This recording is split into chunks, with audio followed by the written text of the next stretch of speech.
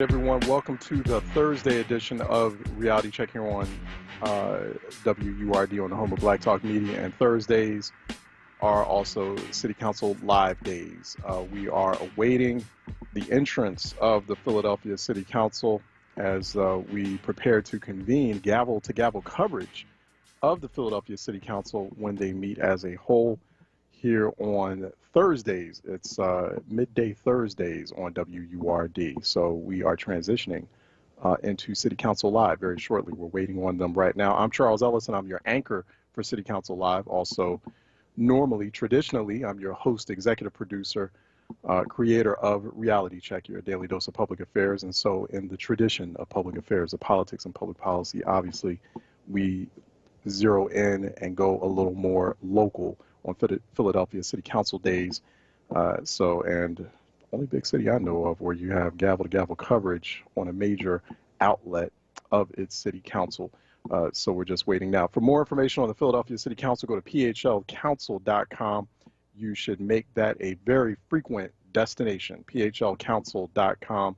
That is where the Philadelphia City Council is housed online, and that's where you can keep track of what they are up to. phlcouncil.com. We're gonna, while we're waiting right now, because we're still waiting to see if the voice of Philadelphia City Council President Darrell Clarke arises and calls the committee of the whole, as they're called, calls the entire City Council into session. So we are awaiting that. We'll open up the phone lines in the meantime, get a sense of what's on your mind, and also what you would like to hear council talk about, what you would like to hear council address, problems afflicting your city if you happen to be a Philadelphia resident or you are a Philadelphia expat. You are part of the Philadelphia diaspora and you're just listening to WURD because you're concerned about what's happening in your hometown. But, also you get some great perspective and some great insights and analysis on things happening local, national, and state, or local, state, and national, in the first nation's capital. This is the first nation's capital. Of course, sometimes you have to pinch yourself and you have to remind yourself about the history of that. So, feel free to call in 215-634-8065, 866-361-0900 as we await the Philadelphia City Council. 215-634-8065, 866 3610900. Also, later on today, just doing a little bit of political housekeeping and going slightly national here, President Biden expected to give his first official press conference as president later on today. That'll be happening after, that will happen after this broadcast of Philadelphia City Council Live. So that's happening at 1:15 p.m. That's what we're anticipating. He will be taking questions from reporters, and that is the first official press conference of President Biden. That'll be taking place, I guess you can watch that on C-SPAN. So, yeah, probably taking on C-SPAN. I'm not sure if we're, I'm not even sure because I'm not in that hour. I'm not even sure if we're going to, maybe cut into broadcast that. That'll probably take around 30 or 45 minutes. I'm not sure if that'll be happening on WURD, but anyway, just so you know, President Biden, you'll probably see it on all the major cable channels. President Biden to give his first press conferences after being, journalists were expressing some concerns, as they always do. They were expressing concerns that President Biden had not yet given his own press conference. And in fact, when he gave his first address, it was something like, sort of like his first official address to the nation. About a couple of weeks ago, there was a reporter when he was talking about like what his plan was, his projected plan for tackling coronavirus and vaccine distribution. There was like a reporter or two that ruined the mood and like screamed out a question. So like they've been anxious. That's what reporters do. So you got a lot more problems that y'all need to track other than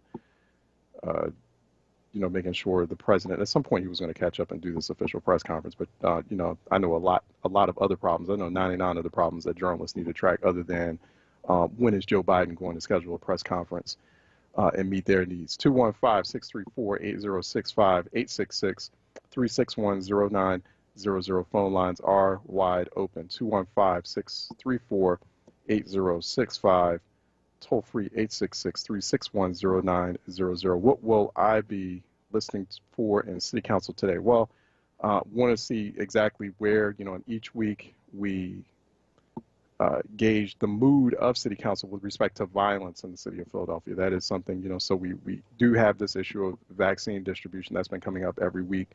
Still a lack of equitable vaccine distribution in Philadelphia. That's still a problem. It's still an issue. But violence is also something that's afflicting the city in a big way. We have 112 homicides in the city of Philadelphia. So it seems like the count right now, it seems like a murder a day, or an official murder a day, in the tally that is being kept by the Philadelphia Police Department. So that's 29% higher than where we were this same time last year. It was 87 homicides around this time last year. And now we're at 112 as we look now a year later. And that's not good. So we'll be listening out to see where city council members stand on that, whether or not they will say, sort of make the usual statement, there's, like we're upset, we're outraged, and they will kind of suggest that their hands are tied behind their back, and will sort of suggest that they're at their wits' end. But we understand that there are still some things that they could be doing, resources that they're not tapping into. So, plans that they have not yet made, and, and tones and sort of a conversation that they have not yet set. So, we'll be looking for that. We'll be, people will be looking for more of that, as opposed to, and also what I'll be listening for, and I know many of you will be listening for in City Council too, is counting the number of, we're gonna keep tally on this each week, because I think it's a worthwhile exercise, counting the number of honorific resolutions that will be introduced today, and that time, really valuable city business time, will be spent honoring different people and things and places and events, when I really do feel like, and I talked about this yesterday, really do feel like, and there are other people I've been talking to about this, and I know that there are advocacy organizations in Philadelphia who at one time had raised this, and I think it's now time to resurrect that conversation. It's a lot of valuable city business time spent on honorific resolutions, and so I'm not at all suggesting, I'm not at all advocating that you get rid of honorific resolutions. I think they play a role. I think it's a very nice outreach tool, and I know that that's why members of City Council use it. It's a great outreach tool, and it's something that particularly for certain segments of their constituent populations and certain voters, it shows that you appreciate them, you appreciate their presence, and so you want them to remember you for making that gesture. But I write thank you cards on a so that's not like I'm going to just sit here on air and write thank you cards to people and tell you about it all day, right? So I think that has to be set aside. I think that it's now high time to think creatively and come up, maybe come up with a special committee on honorific resolutions, and then have a special time set aside for that. Get young people involved. I'm being very serious. I think that the council should really seriously consider that, and I think we need to start raising it as an issue, because this is the time where legislators, lawmakers of the city of Philadelphia really need to show residents that they are laser focused on fixing what's very broken in the city of Philadelphia. So it's really time to figure out another alternative to the time that is spent on honorific resolutions in a moment like this. A very important moment. This is a very important moment these Thursdays for the city of Philadelphia. Let me go to Gary out of Southwest, who's calling in for a reality check here on City Council Live. Gary, what's up? Morning. Hi, good morning, Charles. How are you? All right. Good. I just, we have this conversation about what's taking place in Philadelphia. I can't understand why a state of emergency has not been called in reference to this continued upscale violence that's going on in the city. Yeah. And not to hear any game plan or some way to solve this is really disheartening as far as I'm concerned, because I see the recklessness and lawlessness out there in the street every day when I'm out driving, and it's just really, I mean, I see new cars on the side of the road that are torn up. People are driving 90 miles an hour. I'm literally, seriously, 90 miles an hour, 80 miles an hour through the city. You know, there's no respect. And then with this crime situation going on, and all these shootings and deaths, and children, adults, men, women are being murdered because of some reckless, lawless individuals, and they haven't come up with a game plan yet. And all, like you said, all these resolutions about this and about that, I could care less about that.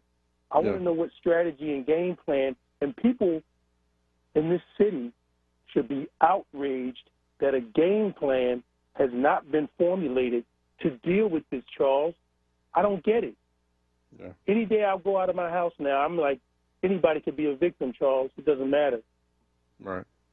So thank you for keeping that in the forefront. And I just, I don't know what to say anymore. And I guess looking from the outside and looking in, I'm like, they don't really care about us, Charles. That's the only conclusion, me personally, that I can come to. They really don't care. They can smile and grin and all they want in their council hearings, but you have not addressed this situation where our people are literally in danger. Our children are not even safe to go outside to even attempt to play or do anything. Thank you, Charles. All right. Thank you, Gary. I appreciate the comments this morning at the top of the morning. So appreciate that spirit as well. Let me go to Woody out of Winfield, calling in for a reality check as we prepare for City Council. We're still waiting on them. Woody, how are you doing, sir? Okay, man. Listen, they're right about the resolutions. I think they need to be announced, but it would be great to pick a school to announce them in and have a council person or council all together go to those schools at certain times to share with the kids what's going on resolution-wise and how they possibly could do something great that would allow them to get resolutions. And so you would be able to go to different schools. I have a school in my that I went to, Barrett Junior High School. Dr. King spoke there back in October 26, 1967. I had my first white teacher that I got there at Barrett. I remember that because I never had a white teacher, and I came into the room and I bought this guy an apple every day, and I'm a little fat kid. I didn't want to give him my apple, but I gave him an apple. He says, well, Robert, I want to see you after school. This is 2 weeks later, and I went after school, and he said, Robert, you give me an apple every day. I don't like apples. And then I was a little upset, but I was always taught not to talk back to the teacher, of course, with my parents. So I didn't say anything. So he walks toward the door, and he comes back and says, Robert, what do you want to be when you grow up?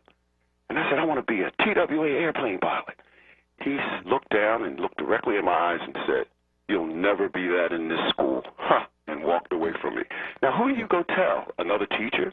They're not going to believe a little black kid. They're going to tell a principal. Who do you tell what someone said? So I never forgot that, and that's why I put the emphasis on these schools so much, because purposely the children of the former chattel slaves are being cheated. This is another way to keep them from achieving. So if you want to get these resolutions done, go to these schools. Let these kids hear about people who are doing great things, and then those kids will be wanting to do the same. So I think that would be something that I'd love you to look into, because they've now changed the name of Barrett Junior High School because they said of low enrollment. That's gentrification. So that's history. We have to hold on to our history. If we don't, the kids don't have anything to reach back to. They can't know where they're going till they know where they came from. Yeah. Yeah, no, you're absolutely right. And so, like, I think that's a wonderful idea. I think it's, like that's a way, putting a news, like we're saying, we're not at all advocating, right? We're not at all advocating getting rid of honorific resolutions. They could be a very valuable community outreach tool, or really, I don't even see it so much as a community outreach tool as I see it a very valuable community education tool. Philadelphia City Council is on. We should be hearing City Council President Darrell Clark's voice right now. Image is displayed on the screen. Mr. Decker, please call the roll. Councilwoman Bass. Good morning, Mr. President, colleagues, and all of Philadelphia. Good morning. Morning. Councilwoman Brooks.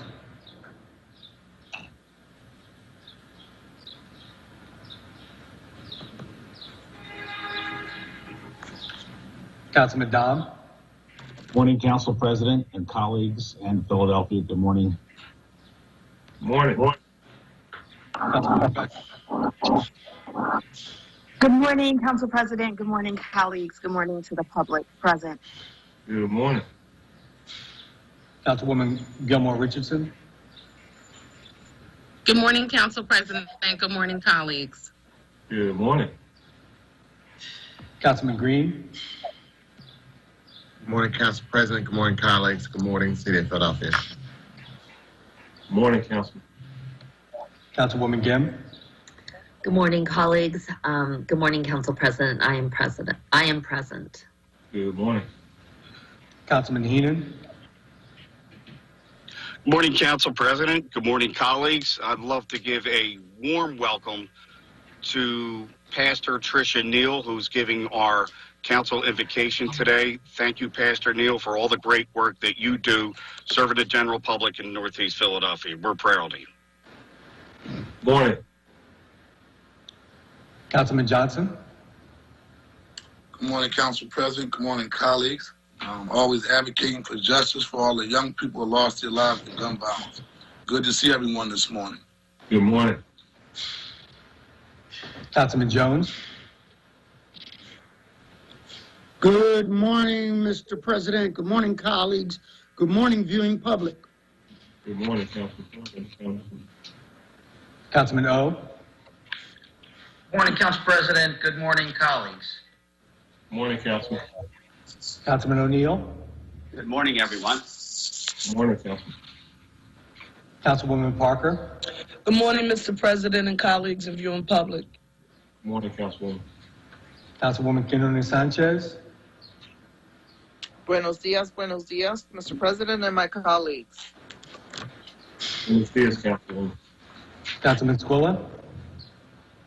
147,000. Good morning, Council President, colleagues, present. Good morning, Councilman. Councilman Thomas. Good morning, Council President. Good morning, colleagues. Good morning to the listening public. Good morning, Councilman. Council President Clark. Good morning, everyone. We have established our quorum. We will now come to order. To give our invocation this morning, the chair recognizes the Reverend Tricia Neal of St. John's Feast of Justice.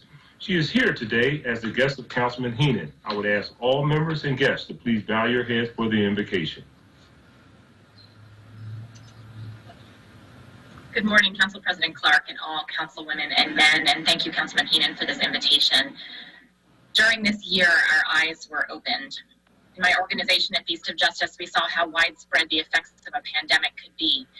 We saw thousands of people who had been hanging on by a thread, but were no longer able to do so on their own as they waited in lines around the block for food. But we saw individuals who would volunteer putting themselves at risk by working on the front lines to serve their neighbor.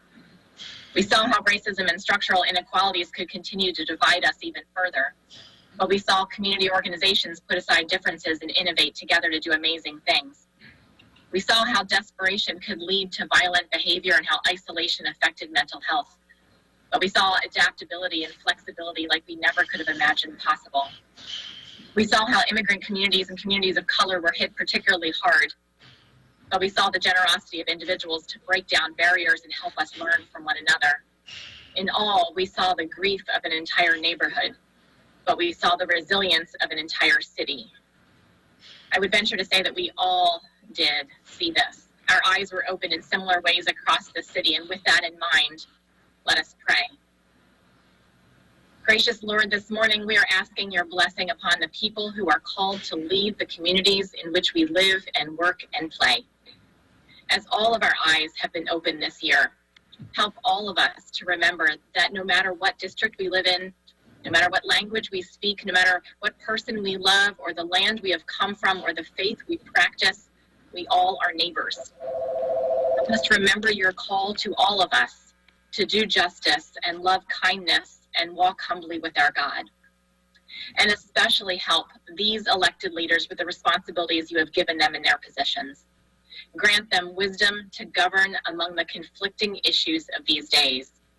Give them a sense of the needs of our neighbors, especially providing a voice for the voiceless. Give them a thirst for justice and for righteousness. Give them humility, honesty, and make them trustworthy. Give them the ability to work together in harmony, and please give them joy in their tasks. Bless this council that your love, your grace, and your promises might shine forth on this day. In your name we pray. Amen. Amen. Thank you, Reverend, so much for the invocation. We really appreciate it. Thank you so much. Our next order of business is the approval of the journal of the meeting of Thursday, March 18, 2021, and the chair recognizes Councilman Squilla. The focus is really on... Thank you, Mr. President. I move that the journal of the meeting Thursday, March 18, 2021 be approved. Second. Thank you. It's been moved and properly second that the journal of the meeting of Thursday, March 18, 2021 stand approved. All in favor indicate by saying aye. Aye. Aye. Aye. Aye. Ayes have it, and our journal is approved. And our next order of business is request for leave of absence, and the chair recognizes Councilwoman Parker. Thank you, Mr. President. On behalf of the members of council, there are no requests for leaves of absence today. Chair thanks the Councilwoman. And our next order of business is communications. I've asked Mr. Decker to please read the messages from the mayor and any other communications that he may have in his possession. From the mayor to the president and members of the council of the city of Philadelphia, I am transmitting for the consideration of your honorable body a resolution authorizing the Commissioner of Public Property to execute and deliver to the Philadelphia Redevelopment Authority deeds conveying fee simple title to certain city-owned lots or pieces of ground with the buildings and improvements thereon, situated in the first councilmanic district of the city of Philadelphia, and further authorizing the Philadelphia Redevelopment Authority to transfer to the Philadelphia Land Bank fee simple title to such properties pursuant to section 16405 of the Philadelphia Code. And a resolution authorizing the Commissioner of Public Property to execute and deliver to the Philadelphia Redevelopment Authority deeds conveying fee simple title to certain city-owned lots or pieces of ground with the buildings and improvements thereon, situated in the 8th Councilmanic District of the city of Philadelphia, and further authorizing the Philadelphia Redevelopment Authority to transfer to the Philadelphia Land Bank fee simple title to such properties pursuant to section 16405 of the Philadelphia Code. And a resolution authorizing the Philadelphia Land Bank to dispose of 2001 North Oriana Street, located in the 7th Councilmanic District. And a resolution authorizing the Commissioner of Public Property to execute and deliver to the Philadelphia Redevelopment Authority deeds conveying fee simple title to certain city-owned lots or pieces of ground with the buildings and improvements thereon, situated in the 5th Councilmanic District of the city of Philadelphia, and further authorizing the Philadelphia Redevelopment Authority to transfer to the Philadelphia Land Bank fee simple title to such properties pursuant to section 16405 of the Philadelphia Code. And a resolution authorizing the Commissioner of Public Property to execute and deliver to the Philadelphia Redevelopment Authority deeds conveying fee simple title to certain city-owned lots or pieces of ground with the buildings and improvements thereon, situated in the 2nd Councilmanic District of the city of Philadelphia, and further authorizing the Philadelphia Redevelopment Authority to transfer to the Philadelphia Land Bank fee simple title to such properties pursuant to section 16405 of the Philadelphia Code.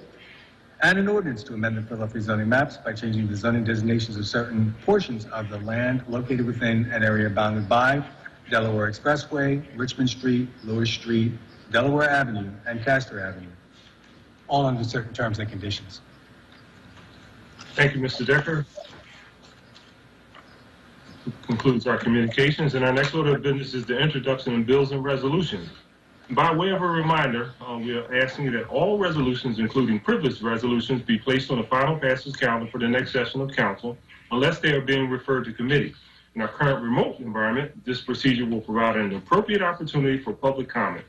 I want to thank you very much for your anticipated cooperation. Mr. Decker, can you please read the titles of the legislation that is being offered today by our members? Councilwoman Parker offers 4 resolutions, entitled a resolution honoring the life and legacy of Emma C. Chappelle and recognizing her leadership and advocacy in efforts to impact social justice, improve racial and gender equity, and to foster real change. Mr. President, Councilwoman Parker would like to be recognized on this resolution. Chair recognizes Councilwoman Parker. Thank you, Mr. President. I'm going to ask for suspension of the rules so that we can have immediate consideration of the resolution today, Mr. President. Is there a second? Second.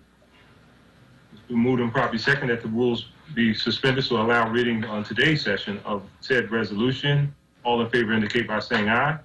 Aye. Aye. Ayes have it. That resolution will be on today's calendar.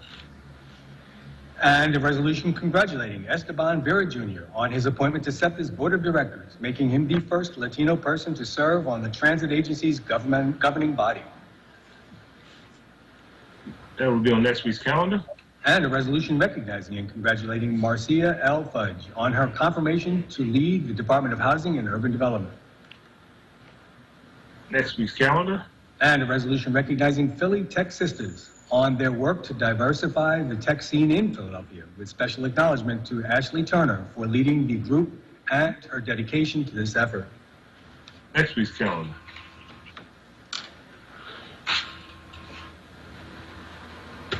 Councilwoman Gilmore Richardson offers two resolutions entitled a resolution celebrating the selection of Jericho Brown's Pulitzer Prize-winning collection of poems, The Tradition, for the 2021 One Book, One Philadelphia program. Next week's calendar. And a resolution recognizing and congratulating Felicity A. Olanipakan Lewis on her election as chair of the Board of Trustees for the Free Library of Philadelphia. Next week's calendar. Councilman Heenan offers one bill and two resolutions entitled an ordinance to amend the Philadelphia zoning maps by changing the zoning designations of certain portions of land located within an area bounded by Delaware Expressway, Richmond Street, Lewis Street, Delaware Avenue, and Castor Avenue. For the committee. And a resolution honoring the 150th anniversary of the Philadelphia Fire Department. Next week's calendar. And a resolution honoring the 250th anniversary of the Society of the Friendly Sons of St. Patrick. Next week's calendar. Councilman Jones offers one bill and three resolutions entitled an ordinance amending the Philadelphia zoning maps by changing the zoning designations of certain areas of land located within an area bounded by 63rd Street, Lansdowne Avenue, Felton Street, Addington Lane, Edgewood Street, Lansdowne Avenue, 54th Street, Girard Avenue, 59th Street, and Callowhill Street. For the committee. And a resolution on Council President's behalf entitled a resolution honoring and recognizing Fred Jenkins Sr. for his work as a boxing coach and youth mentor and his retirement from Philadelphia Parks and Recreation after 45 years of service. Next week's calendar. And on his own behalf, a resolution honoring and congratulating Diane C. Medley on the occasion of her retirement following 25 years of relentless dedication and service to the Commonwealth of Pennsylvania. Next week's calendar. And a resolution recognizing and honoring Herb Douglas, the oldest living African-American Olympic medalist, for his many life achievements on and off the track. Next week's calendar.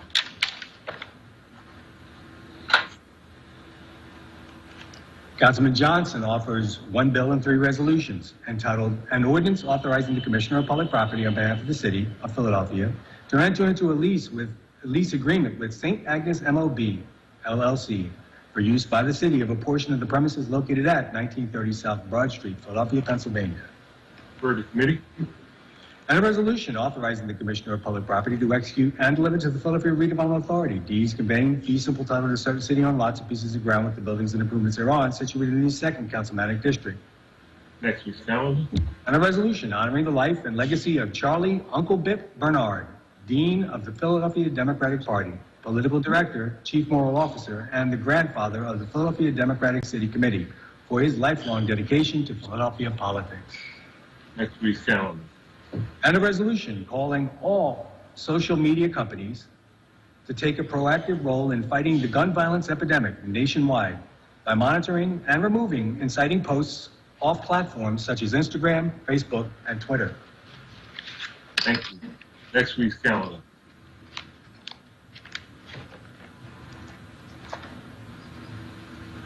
Councilwoman Quinona Sanchez offers two resolutions entitled a resolution authorizing the Philadelphia Land Bank to dispose of 2001 North Oriana Street located in the 7th Councilmanic District. You know what, Councilman? Councilman Johnson, did you want to be recognized with the reading of that? I'm sorry. Yes. Hold off, Mr. Decker. Councilman Johnson wanted to be recognized for the introduction of that resolution. Councilman Johnson? Well, thank you, Council President, and I'll be brief. Just taking a moment of silence for our good friend, Charlie Bernard. If you've been around the political process, You will know that if you interacted with Democratic City Committee, he was a genuine, outgoing, and caring spirit. And most importantly, I call him a gentle giant because he has consistently made sure that as public officials in the party, that we were moving in the direction of making sure that we were taking care of the things that we need to get done, especially if you were a ward leader, right? And then we would just give you a call and just talk gently to you about what needed to be done in terms of us just moving our party forward. And so he will definitely be missed. Definitely is a good spirit, and just ask that we can just take a moment, just honoring his life for dedicating his life around the issue of public service. Thank you. A moment of silence, please.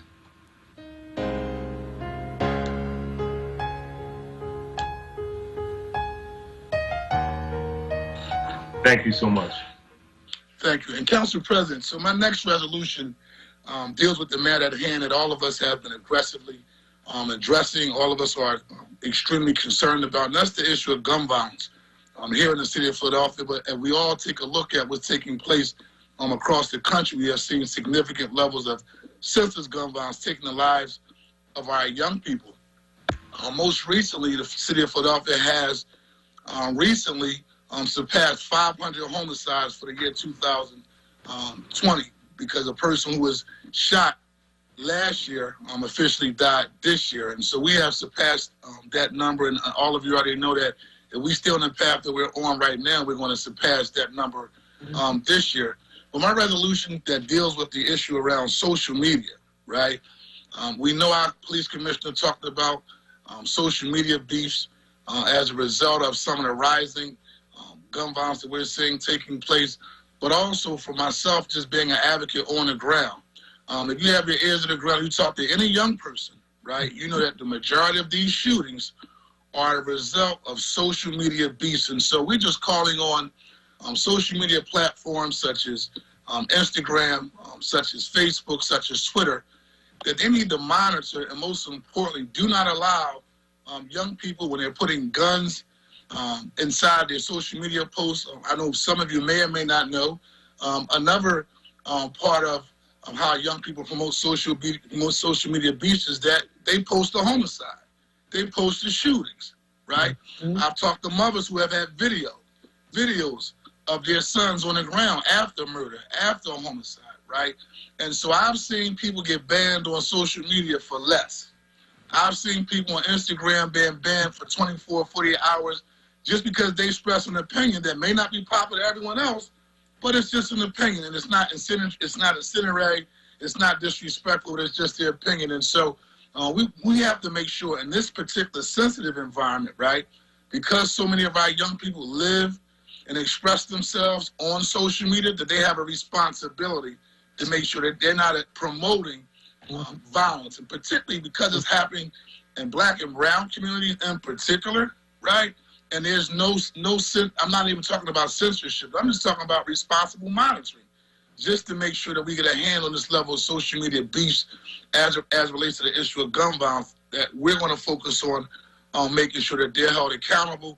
And my staff will be working towards reaching out to all the companies to see what they're going to do to be responsible to help us address this issue. Because at the end of the day, it's a part of the culture that our young people follow, and we want to make sure that it's not used as a platform to incinerate further gun violence, not only just here in the city of Philadelphia, but I would just also say just across urban America, just in general. And so thank you very much, Council President.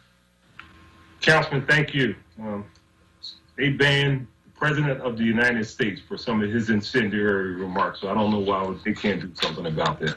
Absolutely, Council President. Absolutely. Appreciate you for bringing that up. For the record, Councilwoman Brooks is present. Just let the record reflect that. Mr. Decker, I'm sorry. You want to proceed? Yes, Mr. President. Councilwoman Carlene Sanchez offers two resolutions entitled a resolution authorizing the Philadelphia Land Bank to dispose of 2001 North Oriana Street, located in the 7th Councilmanic District. Next week's calendar. And also a resolution recognizing and honoring the Philadelphia Children's Alliance and the Philadelphia Department of Human Services for their collaborative commitment to bring healing and justice to victims of child sexual abuse in Philadelphia, and declaring April 2021 to be Child Abuse Prevention Month in the city of Philadelphia. Next week's calendar. Councilman Green offers one resolution entitled a resolution honoring and congratulating Deb Haaland on the occasion of her becoming the 54th United States Secretary of the Interior and the first Native American woman to lead a cabinet-level department, particularly one that is existential for Native tribes and people. Next week's calendar. Councilwoman Brooks offers one bill entitled an ordinance amending various chapters of the Philadelphia Code to amend the definitions of certain terms and provide protections for persons affected by coercive control, including in the context of employment discrimination, employment leave, and housing protections, and making technical changes. For the committee. Councilman Dahm offers one resolution entitled a resolution authorizing the Committee on Fiscal Stability and Intergovernmental Cooperation to hold a hearing examining the use and impact of the stimulus dollars allocated for Philadelphia under President Biden's American Rescue Plan Act. Chair recognizes Councilman Dahm. Thank you, Council President. I'd like to just speak briefly regarding this resolution and its importance at this moment in time. And it's just about a year ago since this pandemic hit, actually. 2 weeks ago, the President of the United States officially enacted a $1.9 trillion stimulus package named the American Rescue Plan. Philadelphia now stands to receive an estimated $1.4 billion in assistance in order to recover from the economic downturn and get the city back on track. The school district of Philadelphia stands to receive an additional $1.3 billion. That's a total of $2.7 billion. The federal dollars provided in the American Rescue Plan Act will arrive in Philadelphia incrementally, with the first half being dispersed before the end of this year's fiscal year 2021, and the second half arriving approximately 12 months later, which can be used for the city's 5-year financial plan. Careful planning will be needed to make the most of this influx of dollars. As stated in the resolution, this presents us a unique opportunity for the city to plan for its future and make significant investments in programs and policies that set Philadelphia on a new trajectory. The opportunity to make real investments toward reducing gun violence and dramatically draw down the tax burdens on businesses to ignite investments in long-term job growth that will reduce and combat entrenched systemic poverty. This is a big opportunity for Philadelphia, and conversations need to start now. So I look forward to this hearing, and I hope to have the support of this body today. I want to thank my co-sponsors, Council Members Gilmore Richardson, Quinones Sanchez, Parker, Jones, Green, Bass, and Brooks. I encourage everyone to put forward their best ideas, and I'm happy to work with any of you on generating some new and bolder ideas for the city of Philadelphia. Thank you, Council President. Thank you, Councilman. That will be on today's calendar. Councilman Thomas offers one resolution entitled a resolution honoring and congratulating Philadelphia's 2021 National Merit Scholarship Competition Program semifinalists. 38 students from 9 of Philadelphia schools were named as semifinalists in the 2021 National Merit Scholarship Competition Program, demonstrating a strong commitment to academic excellence. Thank you. Next week's calendar. Councilman O'Neill offers one bill entitled an ordinance establishing no truck parking and tow-away zone regulations on Alderman Avenue from Clark Street to Red Lion Road, both sides, Tomlinson Road from Bustleton Avenue to Lindsay Street, both sides, Brookmont Road from Ferndale Street to Medway Road, both sides, Bridle Road from Brookmont Road to Bartlett Street, both sides, Chesworth Road from Bury Road to Ferndale Street, both sides, Ferndale Street from Jean Street to Red Lion Road, both sides, Braemont Street from Jean Street to Ferndale Street, both sides. For the committee. Councilman Squilla offers one resolution entitled a resolution authorizing the Commissioner of Public Property to execute and deliver to the Philadelphia Redevelopment Authority deeds conveying feasible title to certain city-owned lots and pieces of ground with the buildings and improvements thereon, situated in the 1st Councilmanic District of the City of Philadelphia. Mr. Decker, was that an ordinance? I'm sorry, I got distracted. And it was a resolution conveying property, Mr. President. Thank you. Next week's calendar. Councilwoman Bass offers 3 resolutions, entitled a resolution recognizing April 6, 2021 as National Library Workers Day to honor the commitment of library workers and the unique services they provide to local communities and to support greater compensation and equality in libraries. Next week's calendar. And a resolution recognizing the week of April 5, 2021 to April 11, 2021 as National Public Health Week to celebrate public health, highlight issues critical to building healthier communities, and thank public health workers during an especially unique year due to the COVID-19 pandemic. Next week's calendar. And a resolution recognizing March 31, 2021 as International Transgender Day of Visibility to celebrate transgender and gender nonconforming people around the world, raise awareness about the unique struggles and discrimination they face, and honor their resilience and success. Next week's calendar. There are no other bills or resolutions being introduced today by the members, Mr. President. Thank you very much, Mr. Decker. That concludes the introduction of our bills and resolutions. And our next order of business is reports on committee. And the chair recognizes Councilman Heenan for a report from the Committee of Public Property and Public Works.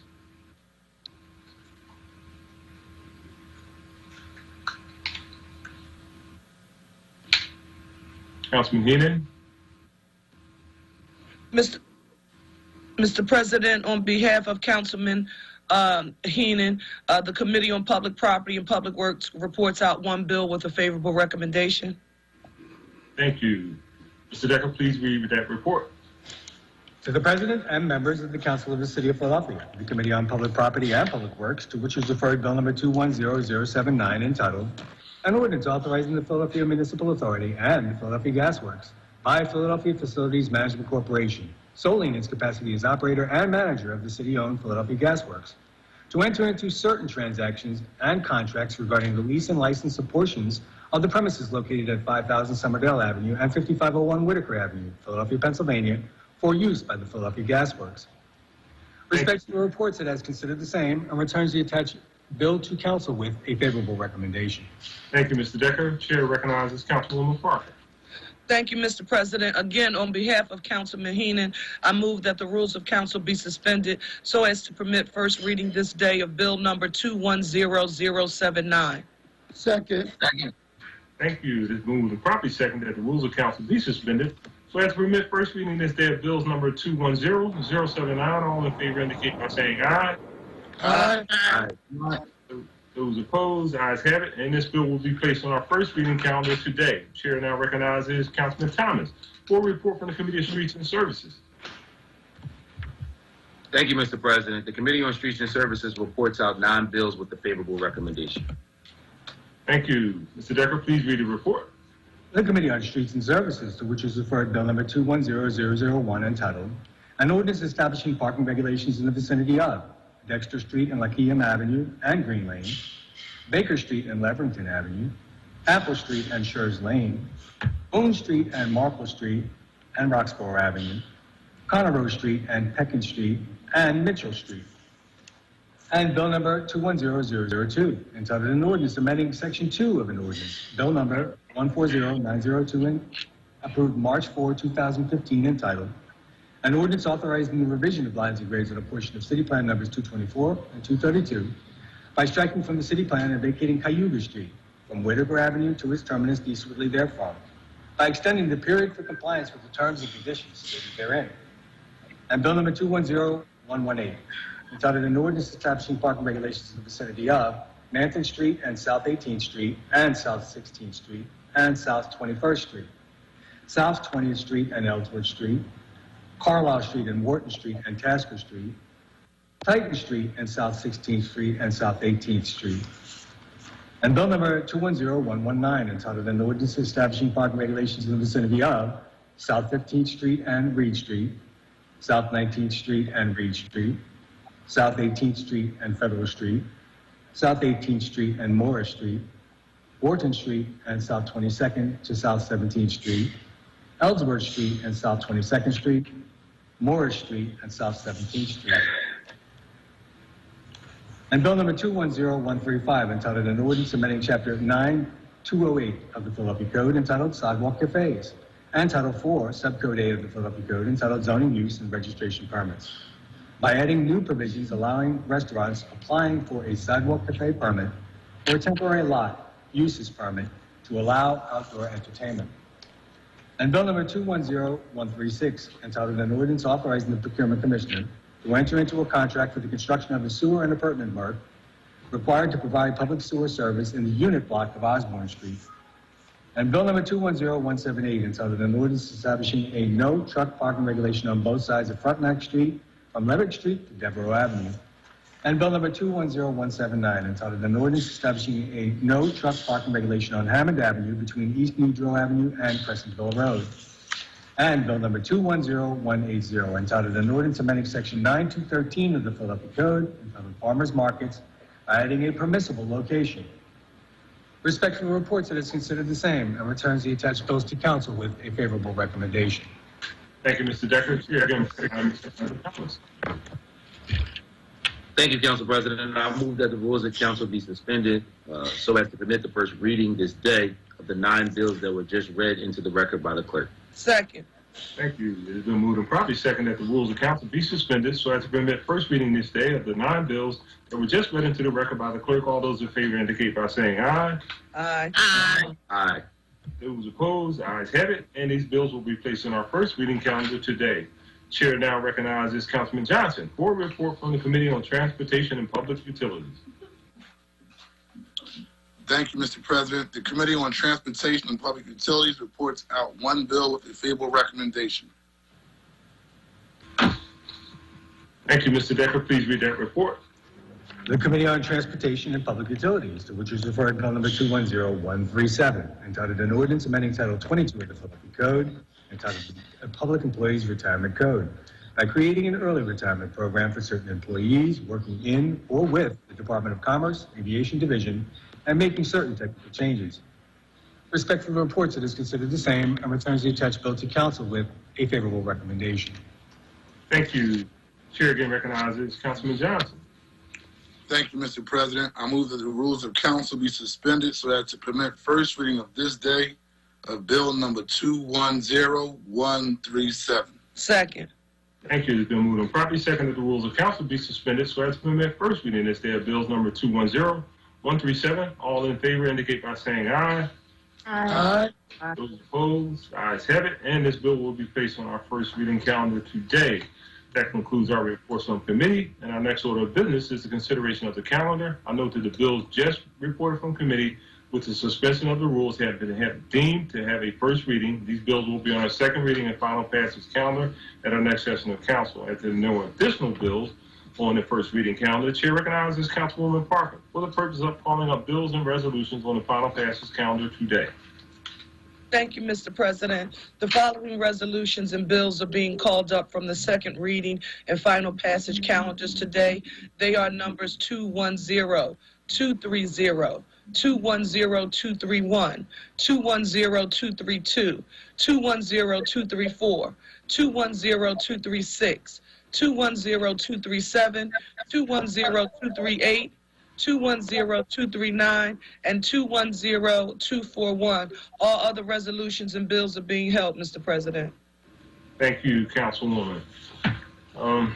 Before we proceed, we will have our public comment session. We'll now take a brief 5 to 10 minute recess to give our technology professionals some time to connect our speakers before we have our public comment session.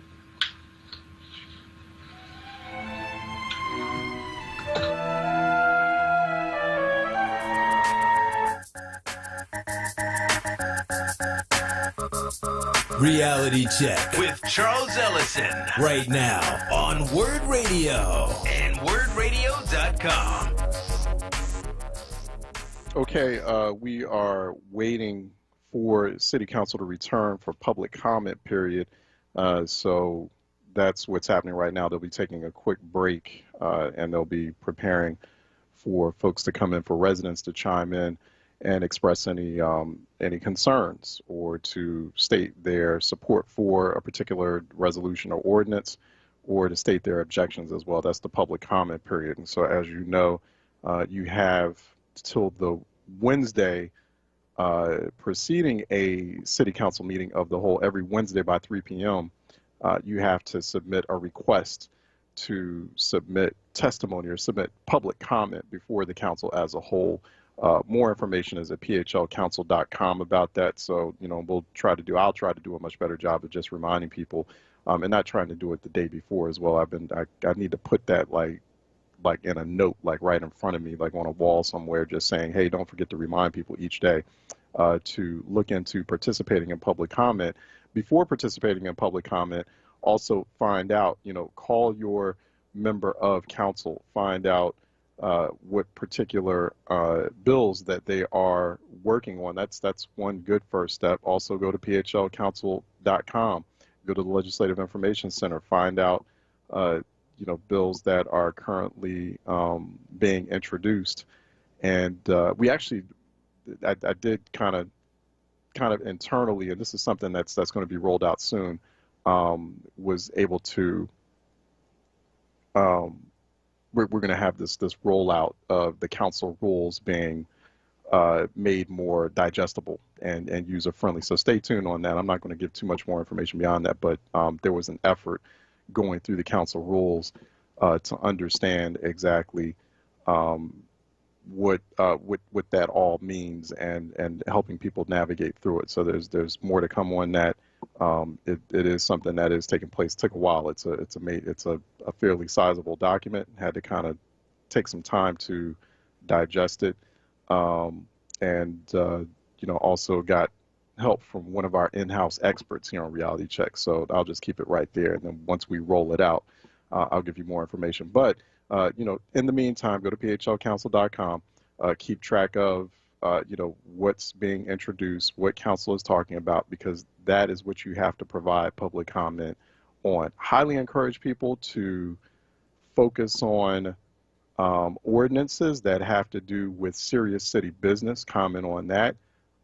Even resolutions that do focus on are trying to highlight a very important issue, that's important as well. I think that those are crucial. Those kind of they're sort of set aside. They distinguish themselves from those honorific resolutions. So Councilmember Kenyatta Johnson, rightfully so, speaking up and introducing a resolution to start putting pressure on social media companies to, as he was saying, responsibly monitor the social media activities of people, especially young people, who are engaged in violence or who are promoting violence in the city of Philadelphia. And he did acknowledge at the end of his remarks about that, that it's not just Philly. I mean, these are all cities. And this is what we were saying before about Black elected officials really need to, and I was talking about this yesterday with Dr. Roger Mitchell, who heads the Gun Violence Task Force for the National Medical Association, but Black policymakers, Black influencers, Black political leaders, Black elected officials in particular, are really going to have to start talking to one another nationally. There should have already been a convening of a conversation of Black, especially state and local elected officials, and bringing Black members of Congress into the fold as well, and having conversations amongst themselves about the violence that's afflicting their cities, their districts, their constituents, because it's not just happening in Philly, it's happening elsewhere. So that conversation about social media companies responsibly monitoring community violence activity on their platforms, that's a national conversation. I think that Councilmember Kenyatta Johnson should be bringing that up. That's a good resolution. If you're going to do resolutions on things like that. Okay, City Council is back with public comment. 0239. My name is Bonnie Graham. I am the Executive Director, representing the Executive Director of Get Your Rear in Gear Philadelphia, because March is National Colon Cancer Awareness Month. And Maria Grasso, who is the creator and founder of this organization, she created the largest colon cancer awareness event in Philadelphia. And this resolution will honor all who have been impacted by colon cancer, including patients, caregivers, the frontline doctors, researchers, nurses, and more. And we thank you for recognizing these efforts. This event was created in 2009, and since then, Maria Grasso has raised $3 million plus to raise awareness and give funds for education, awareness, and research. All funds raised in Philadelphia stay in Philadelphia. We are an amazing city with so many medical assets, including 4 NCI-designated cancer institutes, and our partners like the Thomas Jefferson University Hospital and Kimmel Cancer Center, Penn Abramson Cancer Center, Fox Chase Cancer Center, and more. And the amazing Fairmount Park, who allowed this event. And of course, it's been canceled since the pandemic, but colon cancer is not canceled. And more than 150 people died, 1,000 people died. So thank you for this resolution. And please get screened, because more than 90% of a chance that it's treatable if you get early screenings to find colon cancer. Thank you so much for this recognition. Thank you very much for your testimony. We appreciate it. The next speaker is Bilal Qayyum, commenting on 210234. Good morning. Good morning. Council, President Clark, and other members of Council.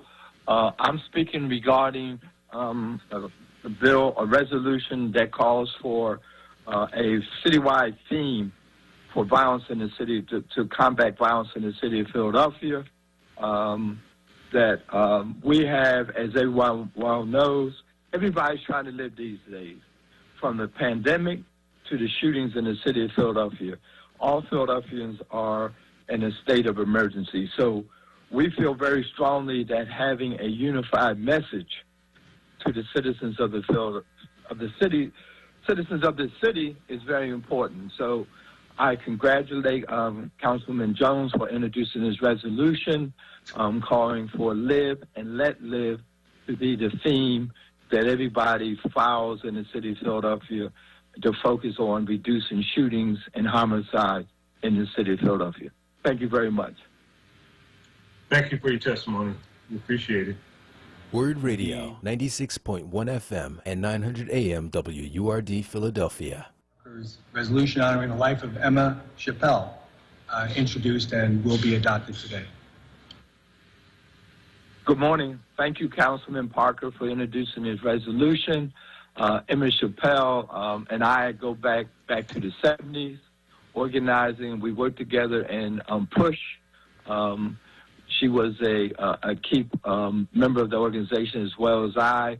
PUSH is a national organization. We started by Reverend Jesse Jackson, and it was a local chapter in the city of Philadelphia, which we were both very active in. But also, let me just say this quickly. It's interesting. I was trying to think about my remarks today, but I thought about this morning that this is Women's History Month. And Emma was the epitome of a woman who overcame all kinds of obstacles. So it's interesting that she unfortunately passed this month under Women's History Month, but she is the woman that I think that all young girls and all young ladies should put as their image that they want to be like. Emma, as everyone knows, was the founder of the first black bank in the city of Philadelphia, which was probably one of the major achievements of anybody could have done. So I am so proud that I knew Emma, and I pray that Allah blesses her. Thank you. Thank you for your testimony. We appreciate it. The next speaker is Joanne Bell, commenting on the resolution honoring the life of Emma Chappelle. Good morning. State your name. Good morning. Proceed with your testimony. Good morning. Good morning. My name is Joanne Bell. I'm the co-convener of Black Women's Leadership Council, and I'm speaking on the resolution for the life and the legacy of Emma Chappelle. Thank you, Councilwoman Parker and Council President. Emma Chappelle was a treasure to the city and to all of the members of City Council. She cared about each and every one of you. As you know, before the pandemic, she would come and take her seat in council, and she had lots and lots of commentary.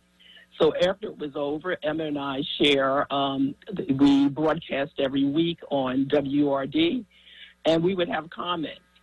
And the comments were out of love. because she wanted this city to be a better city, and she did everything that she could to make sure that it would be. Unfortunately, sometimes in the city of Philadelphia doesn't always recognize the treasures that they have and until they pass.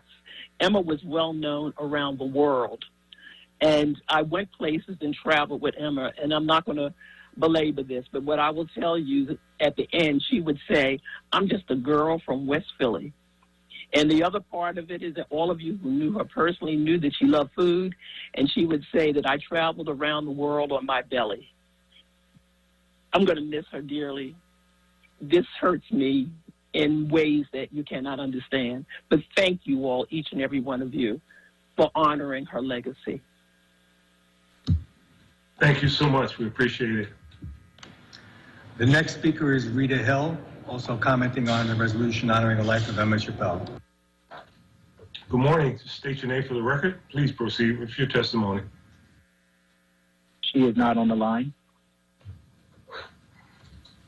Next. The next speaker is Wayne Walker, commenting on the resolution on Emma Chappelle. Good morning. President Clark. Good morning, President Clark and members of City Council. My name is Wayne Walker. I am here to speak on the resolution honoring the life and legacy of Emma Chappelle. I, too, thank Councilwoman Parker for sponsoring this resolution. Emma Chappelle was a dear and good friend. She was caring, candid, loyal, straightforward, full of fun, God knows full of fun, strategic, loving, and hardworking.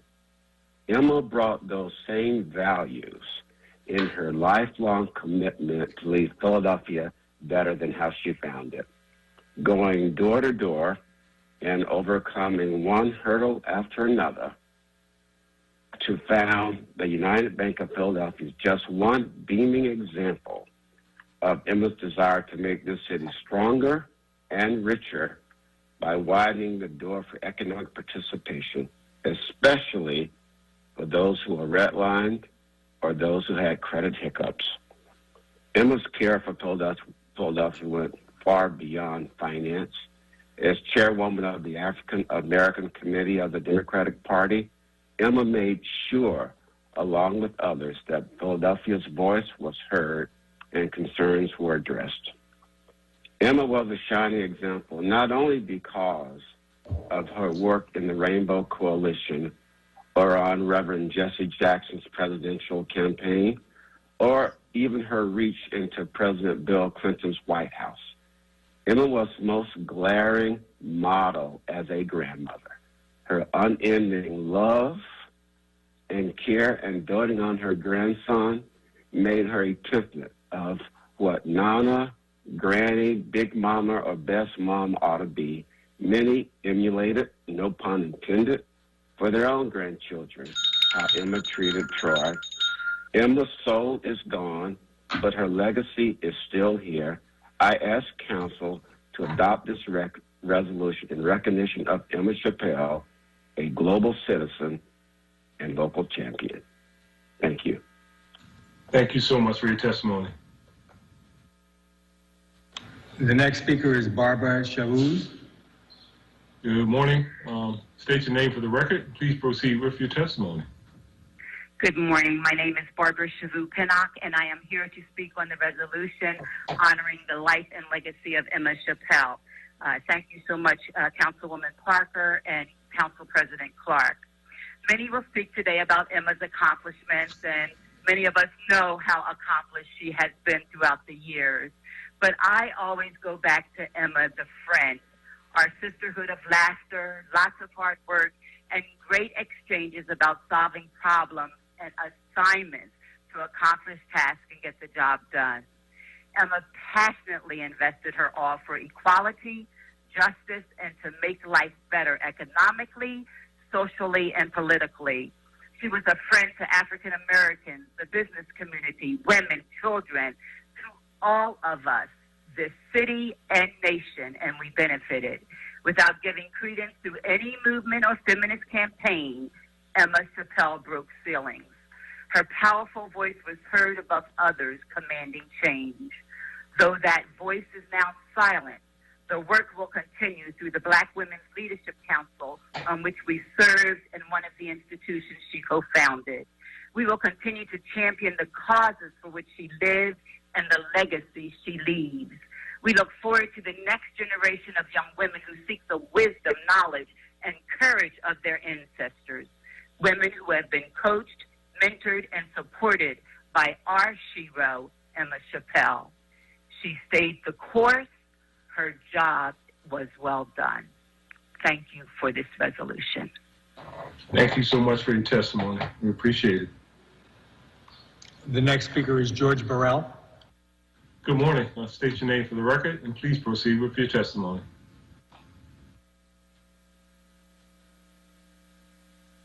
I didn't hear, was my name called George Burrell? Yes. Yeah, just ask you, state your name for the record. I'm sorry, I just got a beep. I'm sorry. This is George Burrell. I'm also speaking on the resolution honoring the life and legacy of Emma Chappelle. Council President Clark, good morning. Thank you to Councilwoman Parker for this resolution, and it is an honor to speak with respect to Emma Chappelle, who is a great role model, and my greatest recollection of her is that we were not always allies, but we were always friends. Emma understood the difference between issues and relationships. I met Emma as a young lawyer back in the 1970s when she was breaking ground at Continental Bank and helped fund Reagan Henry, who became the owner of more black radio stations than any other in America and the first on a network television station. And I say that not to honor Reagan, but to recognize Emma as a young person was always willing to do the right thing. And whether it was the Rainbow Coalition or PUSH or Reverend Sullivan or her extraordinary work with Joanne Bell on behalf of women and the black community, she was willing to be the partner. And she didn't need recognition. She didn't need fanfare. She was just there to do the work. And the perfect picture of Emma is her work with Joanne at WURD. When you listen to them week in and week out talk about the tough issues, she was perfectly comfortable to let Joanne be the voice and to be the person, but to make sure that she made the points that were relevant to be made. She is a great role model that I think all of us who have been in leadership and those in leadership for the future can learn from and follow. Her career goes all the way back to Continental Bank, which many don't remember, but she has always been a strong advocate, a strong leader, and she's a great role model. My condolences go out to her family. Thank you very much for your testimony. We appreciate it. The next speaker is Carlene Neal. Good morning. Just state your name for the record. Proceed with your testimony, please. She is not online. Okay. Next. The next West. Good morning. State your name for the record, please.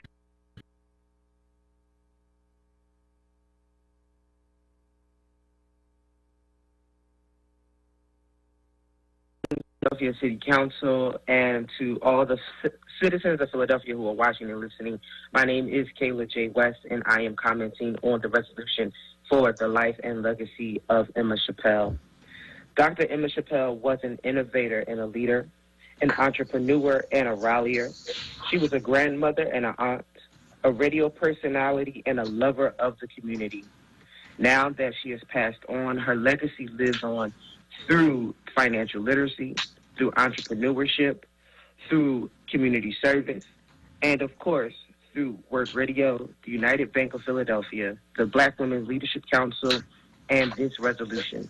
Thank you, Councilwoman Parker, for introducing this resolution, and thank you, President Clark and City Council, for allowing me this time in this meeting. Thank you so much for your testimony. We appreciate it. The next speaker is Will Little, commenting on 210-234. He is not on the line. The next speaker is Sterling Johnson, commenting on 200-189. Good morning. Just state your name for the record, and please proceed with your testimony. Good morning. My name is Sterling Johnson. I'm a housing and homelessness advocate. Testifying against Bill 200-189. I just wanted to say that I support safe injection sites. I'm a person in recovery. I was in treatment in December. My cousin died of an overdose in June. Been doing this for several years just because we want to live. This life is hard, and I would like to live. I would like to have my friends live as well. I knew that I couldn't go into treatment until I was ready. But without safe spaces, without people being around to help a person, I ended up contracting HIV as well, as I know that happens to other people. So, and I was one of the encampment organizers over the summer. I know that treatment was available, but people would not go into treatment when they knew that they would be kicked out. The treatment system is not meant for people that are currently using or even thinking about using. We had overdoses there, but we were able to revive them. Generally, we've averaged about 1,000 deaths a year over the last 5 years. That's a lot of people. Now, the number of Black and Latinx people is actually increasing, while the amount that die are increasing, while the amount of white people dying is decreasing. So we know that this is a racial justice issue. So I support the safe injection site pilot integrated into existing facilities to pilot it in Center City, not out in the neighborhoods where we know that there could be possible issues and constant and possible segregation and kind of amassing of some of the problems that already exist there, especially with the gun violence issue. So I really want to pilot an integrated system inside of Center City, not in Kensington. So thank you for your time. Thank you so much for your testimony. We appreciate it. There are no other speakers, Mr. President. Thank you very much. Excuse me. Sorry, Mr. Decker, we do have one more person coming on the line. Please read the name. It's good morning. State your name for the record. Proceed with your testimony, please. Just 1 second. We're getting her in, but it is Rita. I think it is Rita. Ms. Hill? Okay.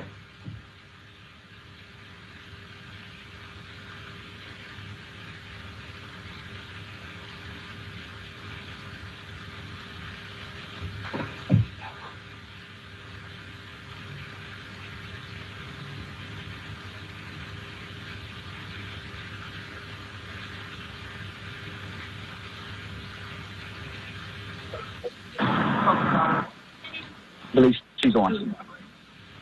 Good morning. Just state your name for the record. Please proceed with your testimony. Hello? Yes. Just state your name for the record and proceed, please.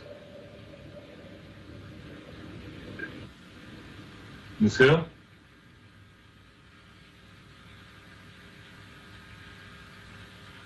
Good morning. Good morning. State My your name is Rita Hill. Go ahead. I'm sorry. Thank you. My name is Rita Hill, and I am a member of Black Women's Leadership Council, and I am here to testify this morning on the life and legacy of Dr. Emma Chappelle. Dr. Emma Chappelle had a wonderful sense of humor, and she saw the humor in the good and bad situations that arose. She taught me not to take life too seriously, but to be serious about my work for and in the community. She welcomed me into Black Women's Leadership Council. She pushed me, she coached me, and she applauded me for the past 3 years. I will forever be grateful for her mentorship. Dr. Emma Chappelle is an icon, a legend for the Philadelphia community. She lived a life of service and honed her skills in banking, community service, civil rights, and also real estate development. She honed those skills throughout 60 years of work and care for her beloved Philadelphia community. May her good works speak for themselves and the legacy of her life of service live on in the minds and hearts of Philadelphia throughout the city. My condolences to the Chappelle family. Thank you very much. Thank you. Thank you so much for your testimony. We appreciate it. And that now concludes our public comment session, and we will now consider the bills and resolutions on the second reading and final passage calendar. Mr. Decker, could you please read the title of resolution number 210230? A resolution also naming the 1600 block of West York Street from North 16th Street to North 17th Street as Margaret Wells Way to honor the life and legacy of Margaret Wells, through her impact on the North Philadelphia recovery community. Chair recognizes Councilwoman Gilmore Richardson for a motion. Thank you, Mr. President. On your behalf, I move for the adoption of the resolution. Second. It's been moved and properly second. All in favor indicate by saying aye. Aye. Aye. Opposed? Ayes have it, and that resolution is adopted. Mr. Decker, please read the title of resolution number 210-231. Resolution honoring the 49th Vice President of the United States, Kamala Harris, for her distinguished career and accomplishments on the occasion of Women's History Month. Thank you. Chair recognizes Councilwoman Gilmore Richardson for a motion. Thank you, Mr. President. On behalf of all the women of Philadelphia City Council and all women around the world, I move for the adoption of the resolution. Second. Thank you. It's been moved and properly second. The resolution be adopted. All in favor indicate by saying aye. Aye. Those opposed, ayes have it, and that resolution is adopted. Mr. Decker, please read the title of resolution number 210-232. A resolution recognizing the week of March 21 through March 27, 2021 as National Safe Place Week in the city of Philadelphia and calling for a citywide effort to create havens for young people from physical and emotional abuse, neglect, violence, and trauma through mentoring, counseling, and community support. Thank you. Chair recognizes Councilwoman Kim for a motion on the resolution. Thank you very much, Council President. I move for the adoption of the resolution. Second. Thank you. It's been moved and properly second that the resolution be adopted. All in favor indicate by saying aye. Aye. Those opposed? Aye. And that resolution is adopted. Mr. Decker, please read the title of resolution number 210-234. Resolution supporting the Live and Let Live campaign for the city of Philadelphia to coordinate, engage, and promote activities to help eradicate the culture of gun violence. Chair recognizes Councilman Jones for a motion on the resolution. Thank you, Mr. President. In the spirit of peace, I move for the adoption of the resolution. Second. Thank you. It's been moved and properly second that the resolution be adopted. All in favor indicate by saying aye. Aye. Those opposed, ayes have it, and that resolution is adopted. Mr. Decker, 210-236. Resolution honoring the advocacy of Bill Krebs in affirming the rights of all people with disabilities, introduced by Council. Thank you. Chair recognizes Councilwoman Brooks for a motion on the resolution. Thank you, Mr. President. I would like to comment on this resolution as well as the next resolution that we'll be voting on. Absolutely. Thank you. Bill Krebs, Advocacy Coordinator for Keystone Human Service, is a vocal self-advocate and advocate for people with intellectual disabilities. And I'm pleased to honor him with this resolution. As someone who worked for many years with people with disabilities and their families to support them in living self-fulfilled lives, I know that our city, state, and country has a long way to go in meeting the needs of people with disabilities. But I also know that it's people like Bill who are leading the way by being vocal, unapologetic, and courageous advocates in the diverse and unique needs for people with intellectual disabilities, such as affordable housing, healthcare, jobs with good pay, and the ability to stay safe, secure, independent, and self-autonomy, and an opportunity to build fulfilling lives with their families and friends. The second resolution recognizes Carnea Awea and Rashida Phillips for their cultural artistic contributions to Philadelphia for winning the 2021 Collide Residency Award on the behalf of their collective Black Quantum Futurism. Keme and Rashida's artwork combines science, fiction, quantum physics, and racial justice, and helps us expand our imagination of what is possible in the present moment by reimagining our relationships to space, time, and identity. I'm proud today to honor these three visionaries committed to making Philadelphia a better, more accessible, more dynamic place to live. We need people like them to help us envision a better future and build a city where all people have access to services, supports, arts, and culture they need to live rich, full lives.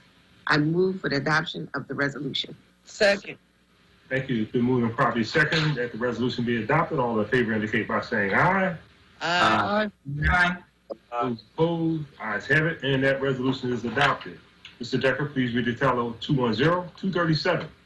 Resolution honoring and congratulating Camilla Ayawa and Rashida Phillips for their cultural and artistic contributions to Philadelphia for winning the 2021 Collide Residency Award from Arts at Kern on behalf of the collective Black Quantum Futurism.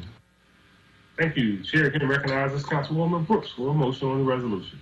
Thank you, Council President. I move for the adoption of this resolution. Second. Thank you. It has been moved and properly seconded that the resolution be adopted. All in favor indicate by saying aye. Aye. Aye. Opposed? Ayes have it, and that resolution is adopted. Mr. Decker, 210-238.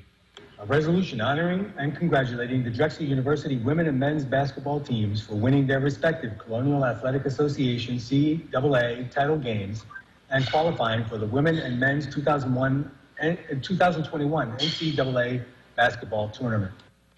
Thank you. Chair recognizes Councilman Thomas for a motion on the resolution. Thank you, Council President. I move for adoption of the resolution and congratulations to those young people. Second. Thank you. It's been moved and properly second. All in favor of the resolution, say aye. Aye. Aye. Those opposed, ayes have it, and that resolution is adopted. Mr. Decker, 210-239. A resolution recognizing March 2021 as Colorectal Cancer Awareness Month to understand the symptoms of colorectal cancer and the importance of regular screenings and increase access to screenings in underserved communities. And Chair recognizes Councilwoman Bass for a motion on the resolution. Thank you, Mr. President. I move for the adoption of the resolution. Second. It has been moved and properly second that the resolution be adopted. All in favor indicate by saying aye. Aye. Aye. Aye. Those opposed, ayes have it, and that resolution is adopted. Mr. Decker, 210-241.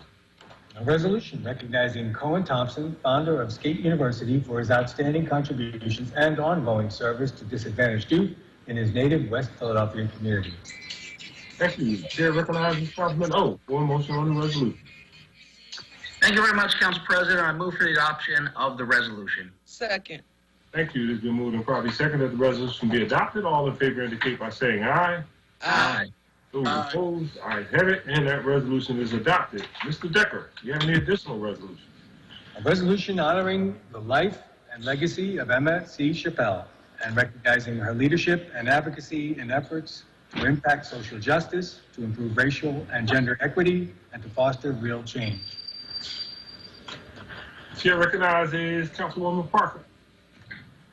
Thank you, Mr. President.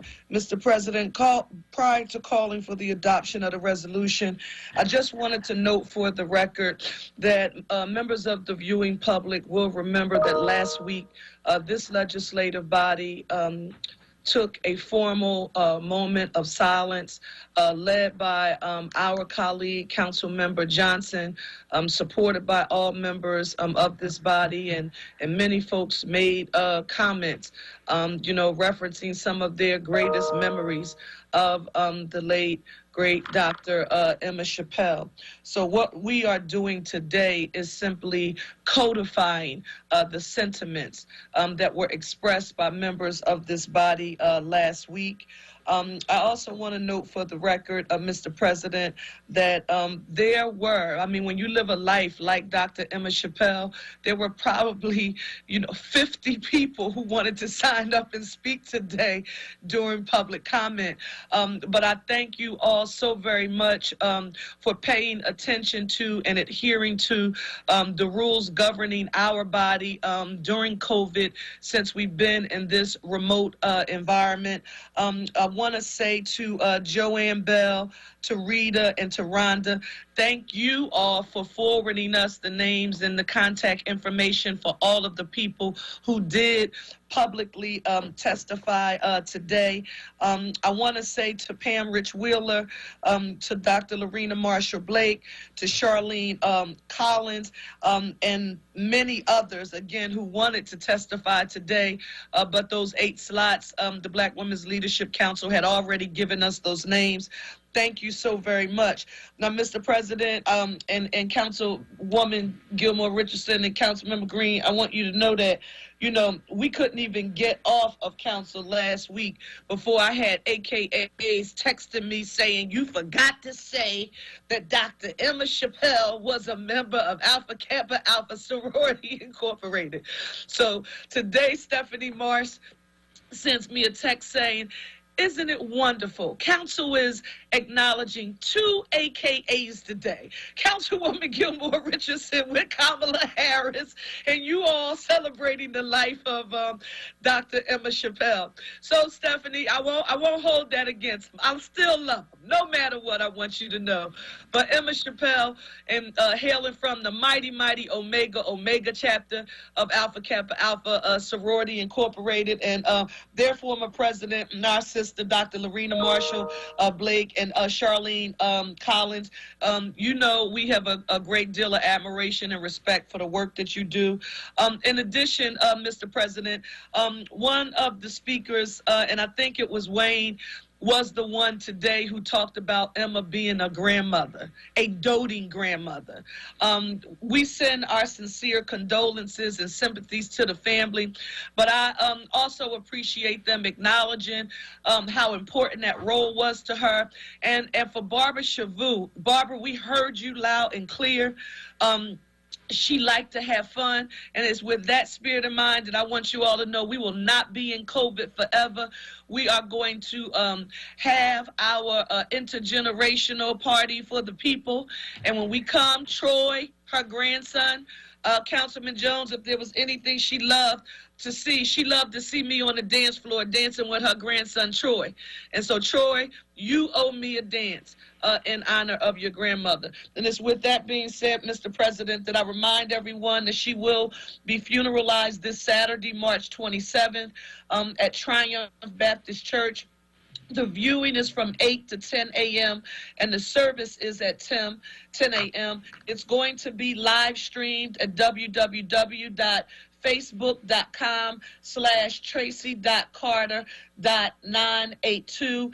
I've also gotten a ton of calls from people saying we want to make a contribution to support the life and legacy of Emma Chappelle. For those who are interested in doing so, please feel free to contact the Urban Affairs Coalition, where all donations are being received. To Joanne and Rita, we know that you're going to keep on keeping on her legacy and through the work of the Black Women's Leadership Council and all of the members. I move for the adoption of the resolution, Mr. President. Second. Second. It's been moved and properly second. All in favor indicate by saying aye. Aye. Aye. Those opposed, aye. Ayes have it, and that resolution is adopted. We have a resolution authorizing the Committee on Fiscal Stability and Intergovernmental Cooperation to hold a hearing examining the use and impact of the stimulus dollars allocated for Philadelphia under President Biden's American Rescue Plan Act, introduced by Councilman Don. Chair recognizes Councilman Don. Thank you, Council President. I move for the adoption. Second. It's been moved and properly second. All those in favor indicate by saying aye. Aye. Those opposed, ayes have it, and that resolution is adopted. There are no other resolutions on the final passage calendar, Mr. President. Thank you very much, Mr. Decker. That concludes our calendar for the day. We will move into our speeches. Prior to recognizing members regarding speeches, I just will note for the record at this time that we will use the chat feature available in Microsoft's Teams to allow members to signify that they wish to be recognized. In order to comply with the Sunshine Act, the chat feature must only be used for this particular purpose. With that said, speeches on behalf of the minority, Chair recognizes Councilwoman Brooks. Thank you, Council President. First, I want to echo my colleagues have said and what the members of the public have expressed so beautiful in honoring the legacy and life of Emma Chappelle. And I know that her memory will continue to inspire this council body and constituents across the city to give back to their communities and lead with kindness and humility. Secondly, I want to have a few brief words about the ordinance that I introduced today that would amend on how we define domestic violence to provide protection for individuals affected by coercive control. Coercive control can look like a number of things. It means isolating the other person from friends and family, depriving the other person from the basic needs, and controlling the other's movements, communications, daily behaviors, finances, or access to services. Or it can look like manipulating the other person by force, a threat of force or intimidation, including threats based on immigration status. This legislation would allow people affected by coercive control to have access to the same benefits and protections as all other victims of domestic violence. While domestic violence may not always be visible, it can happen to anyone, and it affects people across race, class, gender, sexuality, and ethnicity. My hope is that this legislation will work to prevent intimate partner violence from escalating to further abuse, and it will restore some of the power back to the survivors of domestic violence. And I want to thank Women Against Abuse and their partnership and the leadership as my office drafted this legislation. I also want to thank my council members, Heenan, Green, Thomas, Gim, Gautier, Parker, and Gilmore Richardson and Jones for co-sponsoring this legislation. I decided to do this legislation in honor of my cousin, Tiana Thomas, who was a victim of domestic violence and was afraid to speak out. But what I do remember is her having a conversation with another member of my family, and my cousin ran into her on the subway and she had a black eye. And what she told the other member of my family is that I know you're going through the same thing that I'm going through, and to get out. So although her life was taken, she was able to save the life of another family member. So I want to thank everyone for co-sponsoring this, because this means a lot to me, and it's in memory of my cousin Tiana Thomas. Thank you so much. Thank you, Councilwoman. Thank you so much. A very important issue. Chair recognizes Councilman O. Thank you very much, Council President. First, let me also extend my condolences to the family and loved ones of Dr. Emma Chappelle. I very much enjoyed my conversations and relationship with her. She was, of course, the founder of First United Bank, the first African-American bank here in Philadelphia. I served on the board of First Commercial Bank, which was the first Asian-American bank in Philadelphia, and so we had interesting and very positive conversations throughout the years. But I wanted to just thank two graduates of our public school system, David Henderson, a graduate of Roxborough High School, and R.J. Lolati, who is a graduate of Central High School, both of Stronghold Group, that is a veteran founded and owned company, for their tremendous contribution yesterday to the Philadelphia School District. They gave 500,000 three-ply masks, 3,000 isolation gowns, and 300 touchless thermometers to the school district. It could not come at a better time as kids are returning to school, and so I just wanted to thank them for their contribution, and so many others in our city who are thinking about the kids, about the students, about their future, and we know how important education is to addressing all the issues that we face in this city. Thank you, Council President. Thank you, Councilman.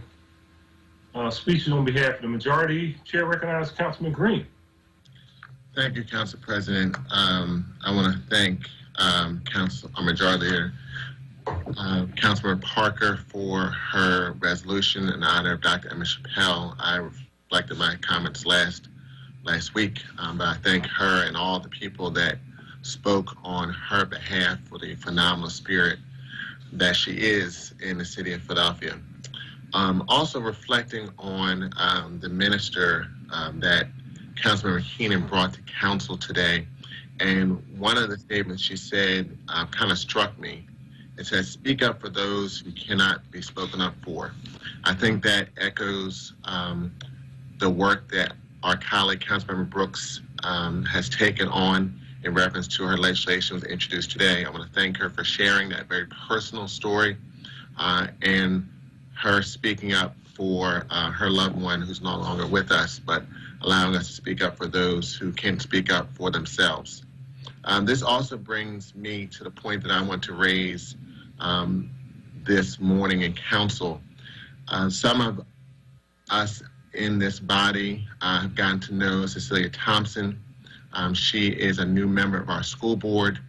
Many of us have known her for some time for her advocacy, not only in reference to special education in the school district, but also in the autism community in reference to the work she's done with her son. There was an article in this week's Inquirer about her challenges in getting vaccinated as a caregiver for her son.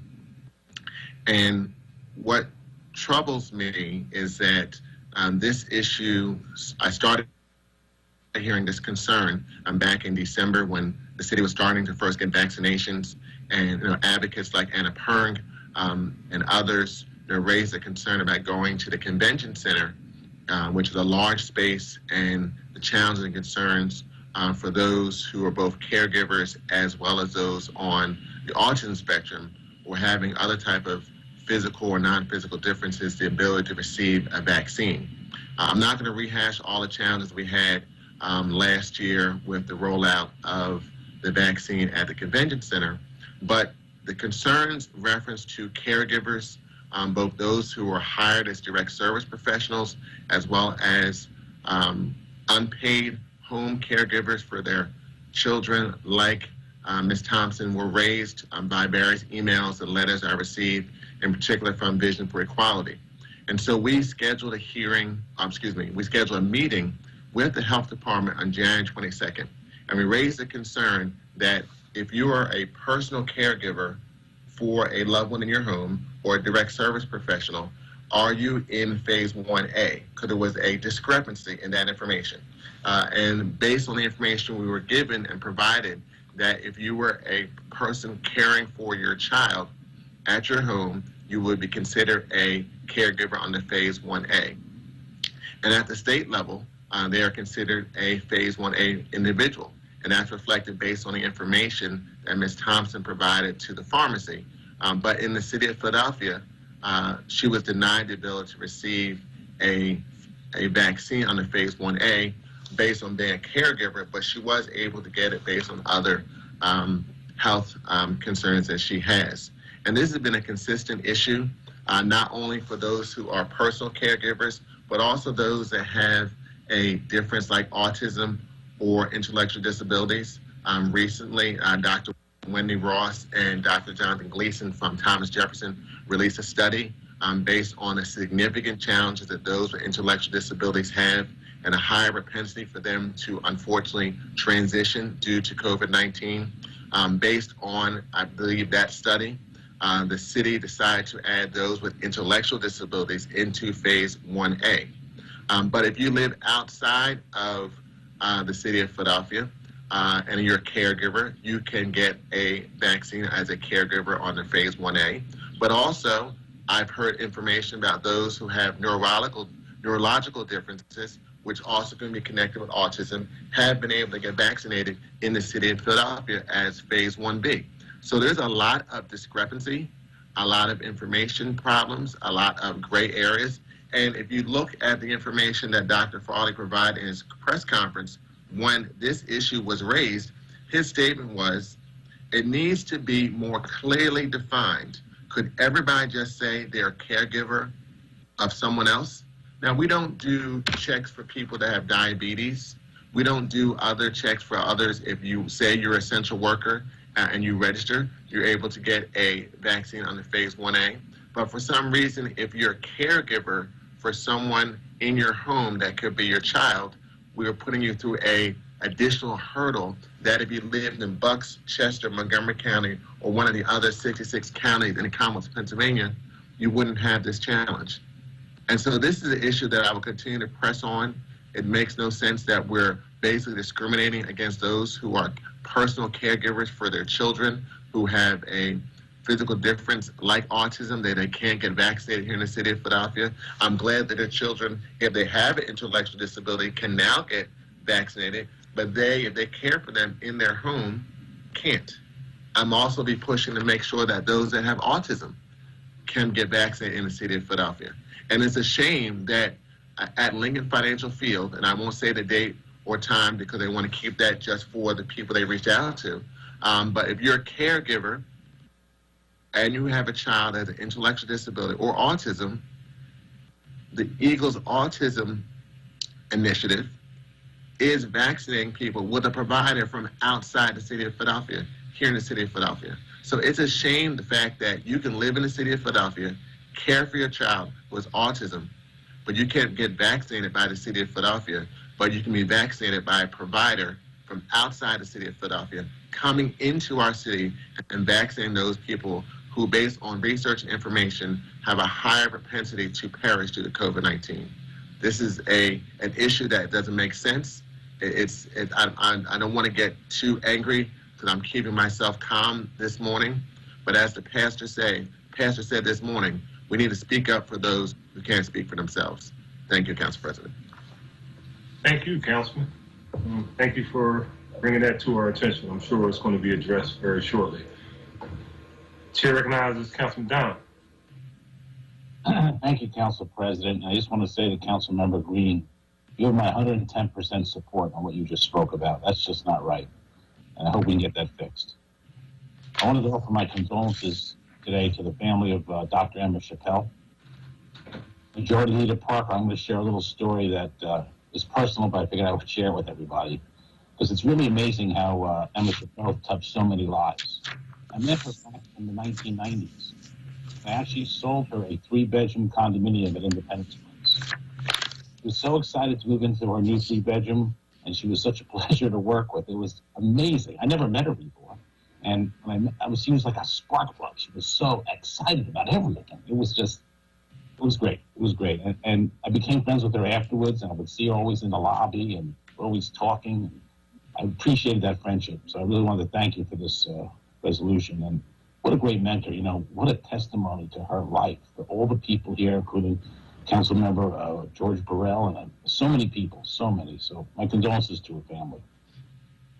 The Passover Holiday is coming up this weekend, and it commemorates the Jews' liberation from slavery in Egypt and the passing over of the forces of destruction, or the sparing of the firstborn of the Israelites when the Lord smote the land of Egypt on the eve of the Exodus. I mean, the Pharaoh basically said every firstborn Jew would die. Passover marks the first and most momentous event in Jewish history. This Saturday, our first Seder is Saturday night. We celebrate the start of Passover, the Jewish holiday, which lasts 8 days. And also a week from this Sunday, I believe, is Easter. We will celebrate Easter. During the pandemic, though, it's been so difficult for families to gather together, and many have utilized technology to connect. It's not the same. And my hope is that soon we can all celebrate with our families for Passover and Easter and every other holiday with our loved ones. I look forward to it. I miss my family. I know I speak on behalf of all of us that hopefully this will be over soon. Thank you, Mr. President. Thank you, Council. We all do. This has been a significant challenge for us all. And hopefully the light at the end of the tunnel continues to shine. Chair recognizes Councilman Thomas. Thank you, Council President. I just wanted to take a moment to first thank my council member and our leader, Councilmember Parker, for the introduction of the resolution today.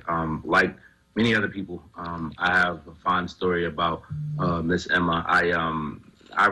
Most folks who are involved in this political process knows that one of the toughest times for you is after you've won the primary, but not yet sworn in. And for me, I had an opportunity to have intimate dialogue with Miss Emma during that time. And not only was her advice something that I'll never forget, but the way she opened up her pockets and her I guess you could say, to make her so vulnerable, but then also simultaneously communicate her expectations. There are certain conversations and certain people you remember for the rest of your life. And I will never forget not just her words of wisdom, but her investment into me. So when I wake up and I'm screaming and hollering about poor people this or black folks that, it's with her spirit and the spirit of all the ancestors who laid the path for us to be here today to advocate for these issues that we fight with such tenacity. So I just wanted to offer my condolences to her and her family, as well as the other members and leaders across the city who I know she inspired. We always talk about giving folks their flowers when they can still smell them, and she was one of those folks who did get that, but there's no reason for us still not to celebrate her life, her legacy, and her influence today. So I just wanted to just share that narrative, and again, offer my condolences to her family as well. Thank you, Council President, and thank you, Majority Leader Parker. I appreciate your leadership. Thank you, Councilman. Can we get Councilwoman Sanchez next? Thank you, Council President. I too just wanted to go on the record at this particular time and thank Council Member Parker and all of the folks who testified for Dr. Emma Chappelle. I especially appreciate, I think it was George Burrell who said the words, "You didn't have to be her ally to be her friend." In her last chapter of her life, she used her retirement to do more good than she did in her life.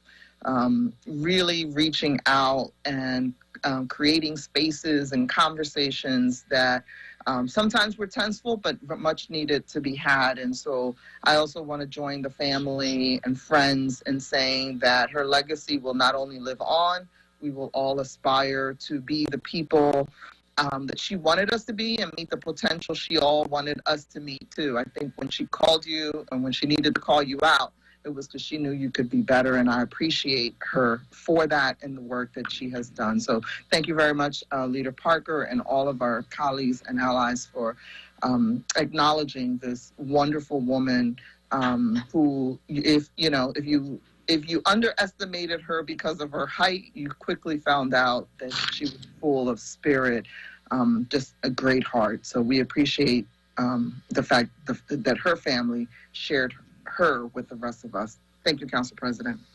Thank you, Councilwoman. Chair recognizes Councilman Jones.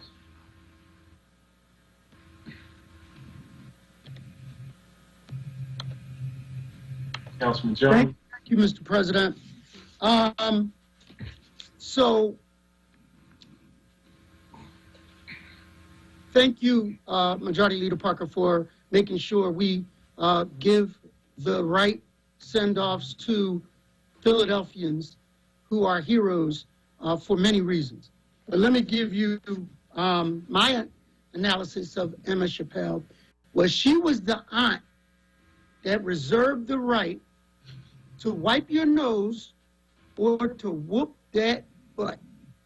And she would do either with love. I mean, if she admonished you for things she thought you could have done better, you took it on the chin or on the rear end because you knew she cared enough to even bother to tell you what you should be doing better.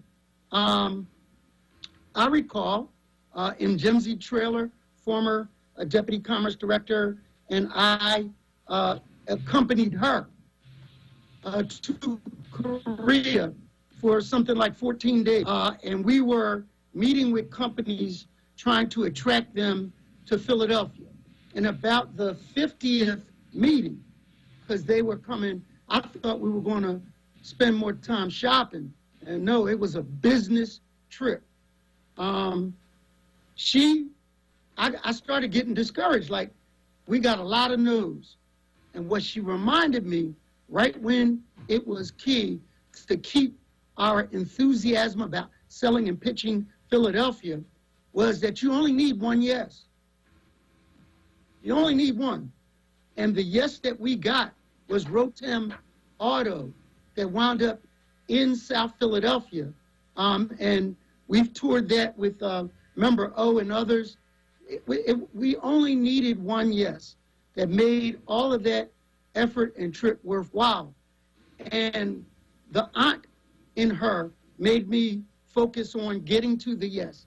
And I am forever indebted to her for my time at PCDC and my time at MBEC, where every now and then she had to remind you where you come from and why you are there. Thank you, Mr. President. Thank you, Councilman. Thank you so much. Chair recognizes Councilwoman Gilmore Richardson.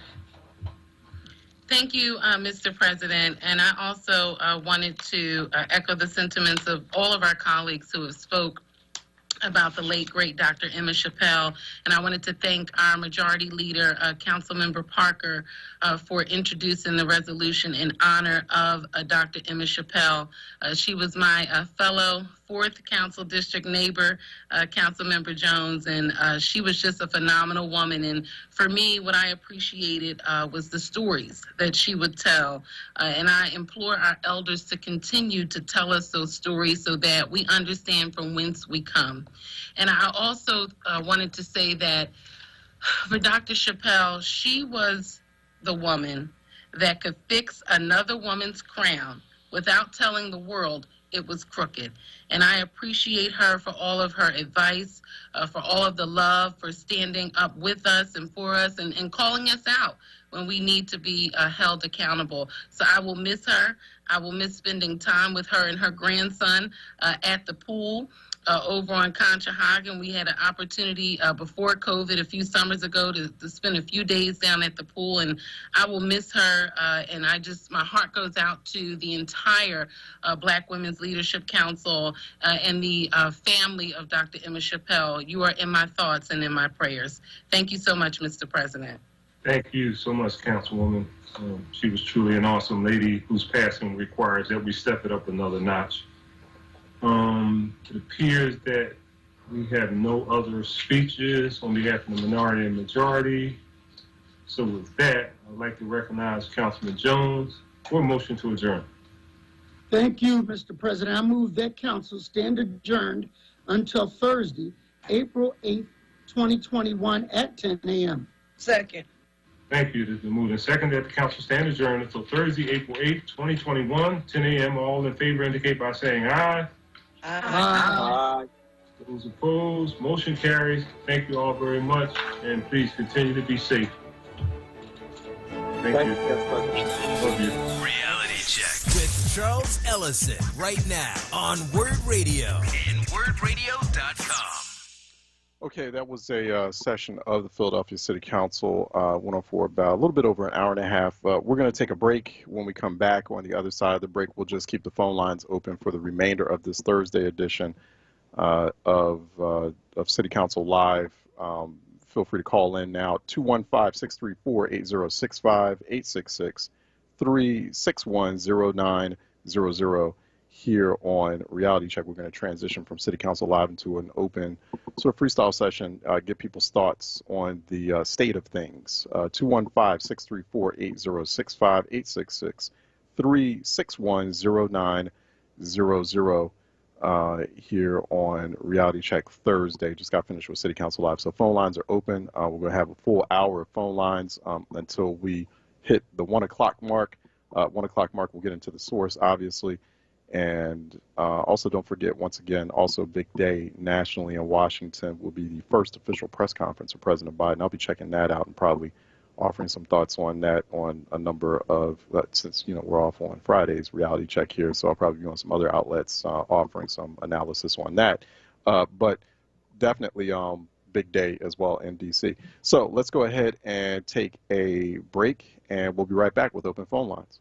We do all we can to ensure our kids are happy, healthy, safe, and strong. Having high-quality, low-cost health insurance helps make that possible. With CHIP, your child can have medical, dental, eye care, and more for free or low cost. Whether you're self-employed, unemployed, or your employee benefits are just too expensive, CHIP is there for you to help your child be strong. CHIP Strong. Apply or renew today at 800-986-KIDS or go to chipcoverspakids.com. Paid for with Pennsylvania taxpayer dollars. Did you know that March is National Colorectal Cancer Awareness Month? Colon cancer is the third most diagnosed cancer in both men and women. But for African Americans, 20% are more likely to get colorectal cancer and about 40% more likely to die from it than most other groups. For more information, go to getscreened.org. That's getscreened.org. Plus, stay tuned for more information on our up-and-coming Go to Know campaign for the WURD listening audience. Okay, Purr's new fire potato chips and cheese curls, they are spicy. Whew, they're hottest snacks yet. Hold on. Whew. But it's not just heat. There's some nice sweet and savory stuff going on too. Ooh, there's that heat again. It burns, but it burns so tasty. Ooh, that's hot. Find Hers Fire Snacks at your store today. Whew. Taste the flavor, feel the heat, break out the Hers. Don't miss the Dr. Emeka Show on its brand new day and time. Sundays from 4 p.m. till 5 p.m. beginning Sunday, April 4th. Dr. Emeka. Exclusively on WURD Radio. 96.1 FM and 900 AM WURD.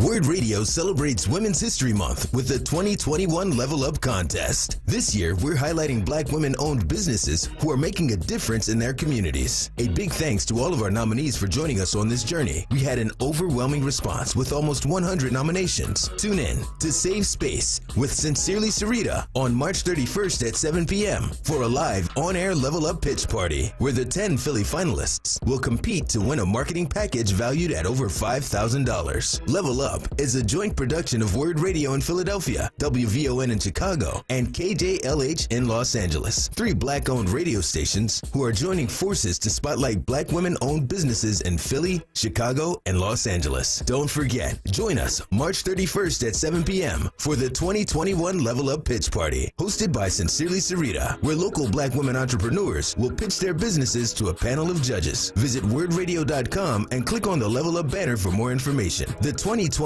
Level Up contest is sponsored by Comcast, Bank of America, Pico, Keystone First, and Thomas Jefferson University and Jefferson Health. COVID vaccines are here, and Black physicians and scientists help to develop them. So I feel good about getting the vaccine. And with new forms of the virus now spreading, I know we need to keep up everything we're already doing. Masking up, keeping that 6-foot distance, and avoiding crowds. COVID's been doubly tough on us, so let's double down to take it down. We can do this. Learn more about getting the vaccine and slowing the spread at cdc.gov/coronavirus. Brought to you by the U.S. Department of Health and Human Services. Olaniyan Adefume, author of the Book of Questions, needs your help. He is seeking out responses for an updated version of the Book of Questions Series 2. The topics of the book cover issues of religion, race, sex, economics, politics, and health. One example would be, what do you think of the Capitol riot of January 6, 2021? For more information, reach out to him directly at 215-678-3830 or email him at oadefumi@yahoo.com. The Black Words Book Club. WURD Radio's new monthly conversation on books that explore the African American experience through social, economic, and environmental justice issues. Tune in the second Tuesday of every month on Evening Words with Nick Taliaferro, 4 p.m. till 7 p.m. For April, WURD Radio is partnering with the Free Library of Philadelphia and showcasing their pick for its annual citywide reading program, One Book, One Philadelphia, entitled The Tradition by Jericho Brown. Be sure to listen live as Nick Taliaferro will hold a contest for a giveaway book bundle that consists of 4 titles from Kensington's Defina's Authors of Color's newest release. Don't miss it. Tuesday, April 13th on Evening Words with Nick Taliaferro. Attention for WURD members. Get your copy and receive a 20% discount when you purchase at Harriet's Bookstore or Hakeem's Bookstore. For more information on the Black Words Book Club, visit wordradio.com. The Black Words Book Club is sponsored by Defina. Defina is an imprint of Kensington Publishing Corporation, America's independent publisher, concentrating on authors of color. In celebration of women, Michelle Obama. If we want to give all of our children a foundation for their dreams, then we must work like never before. This is WURD Radio, 96.1 FM and 900 AM WURD, Philadelphia. Independent Black Media. Reality Check with Charles Ellison right now on WURD Radio and wordradio.com. Okay, let's get to it. 215-634-8065, 866-361-0900. 215-634-8065, 866-361-0900 here on Reality Check. Phone lines are open. So feel free to share your thoughts. 215-634-8065, 866-361-0900 here on Reality Check. Does anyone out there ever read?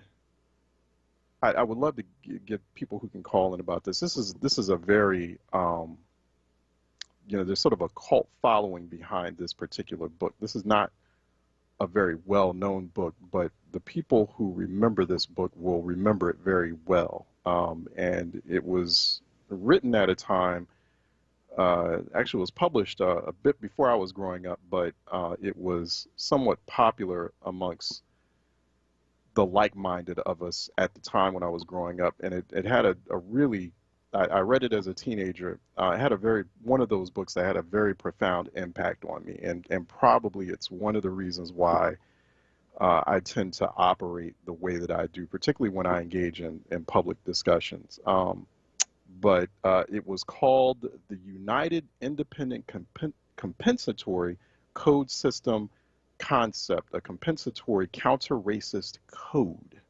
And it was written by Neely Fuller. Does anyone remember that? Remember Neely Fuller?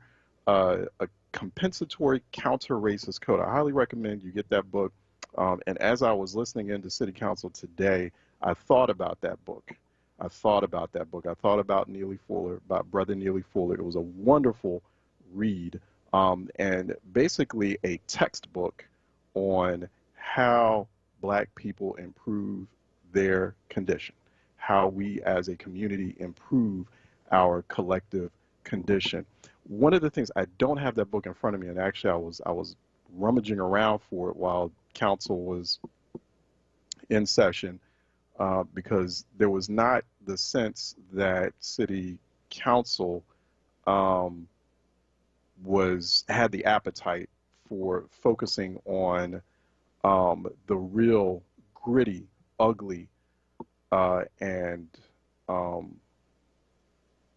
very deep business of Philadelphia residents today. I didn't get the sense they had an appetite for that today. So I was like, where is my counter-racist code book? Where's my Neely Fuller book? I was looking around for that. It's probably in a box somewhere because I haven't read it for a long time, and I have to get it again, and perhaps get into the habit of every now and then kind of sharing a quote or two from it. I think it's a book. It was written long ago. I think it's a book especially for these times. One of the things that Neely Fuller would say in this book, or one of the things that stood out for me, that I'm paraphrasing Fuller here, and folks who know this book, they may be getting a little excited and they know what I'm talking about. One of the things that struck me, that was very profound, that Neely Fuller wrote in that book, in that code book, was that whenever we as Black people get together as a group, like it could just be two people. I remember something, I'm paraphrasing what he wrote here. It could even be a situation where it's just two of us, 2 or 3 of us on an elevator, right? We're just on an elevator for, going in a high-rise building, or we're on an elevator for a couple of minutes. We should definitely acknowledge one another. And that's kind of the old school, how when growing up, it was like, when I was growing up, it's like, hey, especially if, it's just you and one other or 2 other Black people in the room, acknowledge one another. Because, you all have similar life experiences, and our history and our condition demands that. But Neely Fuller was saying, whenever we're in a space and we're meeting as a group, or even as whether it's small, mid-size, or big, we must always be talking business. Like, we must always be in the habit of discussing and planning and mapping out how we improve our collective condition. Like, we must be identifying all the structural problems and issues. We've had a big conversation all year long that's been fever pitched about systemic racism, even though that's been going on for 400 years. But this past year, it was much more prominent, that conversation, right? We should be discussing that, identifying it, and then even if we have 5 or 10 minutes together, we must be having creative conversations, or some way, somehow, or in some way, having an exchange where it's an exchange of ideas about how we improve our collective condition. So, you know, I kind of come from, I sometimes like to joke with other friends of mine, you know, I come from, who know about this book. I come from that Neely Fuller school of thought. I immediately read that, and I was a very serious young man when I was growing up and going through high school. And I know some folks who grew up with me back in high school, they probably would say, you know, yeah, Charles was very serious. He was too serious because, you know, he would want to talk about these serious issues, and you could see things happening. I could see things happening on the horizon as far as like this issue of race, for example, and racism. And I was growing up at a time where, you know, there were some people, including black people, who were like, you know, we don't want to talk about that all the time. I'm like, but, you know, this stuff is going to get worse. And look what happened. Look, like 20, 30 years later, it got even worse. You know, people thought, oh, it's going to get post-racial when Obama got elected. It didn't. It actually got hyper-racial. It got hyper-racist. And things have been going in a reverse direction ever since. We have a situation here where just like after the Civil War during Reconstruction, and we had like the first time at that point in U.S. history where black people were getting elected to higher office, becoming governors and senators and representatives. There was a huge spike in white people purchasing their own firearms. We saw it when Obama got elected. We now are seeing there was a 40% increase just in January alone. I don't think we have February sales yet, but a 40% increase in gun sales because of the change of power in Washington, because of that perception, President Biden being perceived as more aligned with black political and social interests, because that's what happens. You know, there's this white lash. The very late, great Terry Smith, who I just so saddened when I heard a couple of months ago that he had passed away last year. We had him on this program. He wrote this wonderful book, another book that you should read, White Lash. Just some really great minds who were giving spot-on insights as to what's been going on. Terry Smith died last year, law professor, wrote White Lash. Patricia Newton, groundbreaking black psychologist, black therapist, who was unpacking, you know, basically saying, you know, we're still going through as a people PTSD, post-traumatic. She was like calling it post-traumatic slave syndrome. You know, like we're still going through. It's built into our DNA, the trauma of enslavement and segregation and Jim Crow, et cetera, and just putting all that out on the table. So whenever black people get into a situation when they're meeting, we have to always get down to business. We have to always be planning. We have to always be exchanging ideas on, okay, how do we improve things? How do we make it better? I didn't get that sense from council today. And so it was, you know, some great, some great commentary and respect being shown for the late, great Emma Chappelle, who I was one of those people. She worked based on that Neely Fuller school of thought.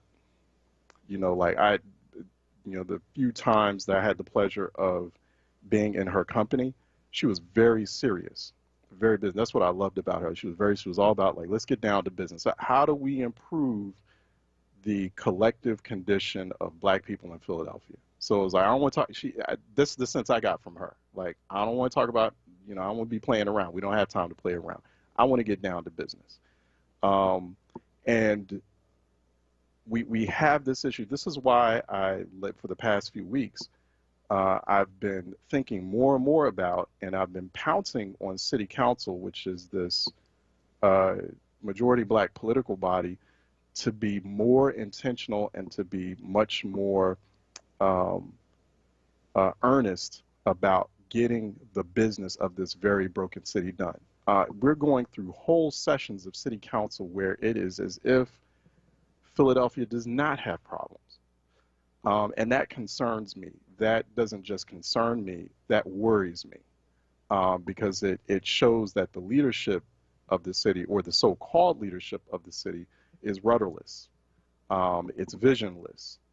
It has no idea what to do and what it's doing. It doesn't even have an idea on how to present itself as being representative of the people and really, truly getting into, if they're having this big public moment, which is supposed to happen for 2 or 3 hours a day, we've set aside that time for the city council to finally present who they are and what they do, and to help people, the residents, the taxpayers of the city of Philadelphia, become more educated about what they do, then take advantage of that moment, of that opportunity to really, to go all out and show, hey, you know what, we hear the pain, we see the terror. There was just a report, which I thought was, because we talked about it, I think it was yesterday, when we had talked about it, or when I briefly announced it, or kind of broke it as somewhat developing news. There was just a committee, study group in the city of Philadelphia, found that nearly 3/4, 73% of all infant deaths at birth in the city of Philadelphia involve black women. Black pregnant women account for 73% of all, infant deaths in the city of Philadelphia. That report came out, that dropped this week. I didn't hear anything in city council about that today. I heard nothing. Not like it doesn't exist. People are dealing with, I hear it and see it. People reach out to me, sometimes offline, whether family or friends. People are dealing with, it's hard to talk about the kind of pain and distress that people in a city like Philadelphia are going through without becoming uncomposed. It's hard for me right now at this exact moment. Like it makes you want to choke up. It makes you want to. It literally makes me want to just kind of like almost stop the broadcast because I feel like I want to break into tears now when you think about it. When you think about the enormous, there's just very few adjectives to describe it, but the enormous amount of pain that the people, that many people, especially black people, are going through in the city of Philadelphia right now. But even worse, the enormous, tremendous amount of pain and suffering that we've been going through for years, for generations, since I can remember, since growing up and seeing a lot of it and seeing what people are going through. There is a lot to celebrate and love about Philadelphia, and some great memories coming out of it, and some great traditions and great legacies. But there's just so much work to do. And I think if people get more serious about, particularly each week when they're meeting and convening as so-called leaders of the city, and showing and displaying, at the very least, displaying that how serious they and intentional they are about addressing those issues and those challenges, I think we'd get closer to being a better place to live in. I think we would get closer to, being Neely Fuller about it. Like, hey, we in a room together, we're even virtual. We getting down to business. We talking serious stuff. Oh, we heard, wait a second, City Council President, I heard 75% of infant deaths at birth in the city of Philadelphia are black babies. We got to do something about that. What do we do? That's an emergent, like, what's going on with black maternal health in the city of Philadelphia? Because how can you, that's where we come from. That's what we all, like, that's the, remember we had Latasha, I forget her name, escapes me, but from New Voices for Reproductive Justice, Latasha Mays, she was saying, the first environment is the womb. Our first, where we all come from. Because we're, they're not cloning or anything right now. Like, we don't live in the science fiction film. We all come from the same place, from a womb. That's the very first environment. So that environment, to me, would be of the highest priority. And so I'm like stupefied, like no one said anything about that. Not even in the speeches. Not even in the speeches at the end. So you understand now, I say all this I go on, it's not a rant, but just some reflections. You understand now why I'm saying, this is a problem that the council spends so much time. Most of the bills, from my count, most of the bills that were introduced today were resolutions, and they were honorific. That's a problem. As much as what the city of Philadelphia is going through, and you mean to tell me the majority of bills, the pieces of legislation, that doesn't exhibit a busy council. That doesn't exhibit a legislative body or a convening of leaders, of city leaders, who are really concerned about what's happening to their city and how their city is deteriorating. Has been in a deteriorative state for quite some time, but not just the city, but also the core group of residents who they are emotionally and culturally and socially obligated to, who got them their start in the first place, because they're all from the same black family. And that black family, that collective black family in Philadelphia, is what brought them, had put very high expectations on them, and had through a series of moments and elections, put confidence in them to go to council and get the business of improving our collective black condition in the city of Philadelphia done. That is not taking place right now. That is not taking place right now. And I don't know what to do. I don't, other than, we can use programs like this, we can use platforms like WURD to try to spotlight these issues as much as possible each day, and really try to light a fire under folks, and really, beg them. Really, that's what it comes down to sometimes. Really beg them to just, be a lot more urgent and intentional in how they're going about this. I just don't know what to do. 215-634-8065, 866-361-0900 here on Reality Check. 215-634-8065, 866-361-0900 here on Reality Check. Phone lines are open. And so feel free to call in 215-634-8065, 866-361-0900 here on Reality Check. We're just going to keep the phone lines open. Can we go to a break? Can we go to a break, Troy? Because it's like coming up on a break anyway. Let's go to a break. Is that cool? We can go to a break and then keep the phone lines open. Oh, no. All right, 215-634-8065. 866-361-0900 here on Reality Check. So phone lines are open. Same thing with public comment period. Like y'all don't have issues. You don't have issues with your school system. Your school system, which apparently can't perform, and has created a situation where the majority of the students, of the young people within its school system, cannot read at grade level. Like y'all don't have problems. You don't have problems with with violence in your community.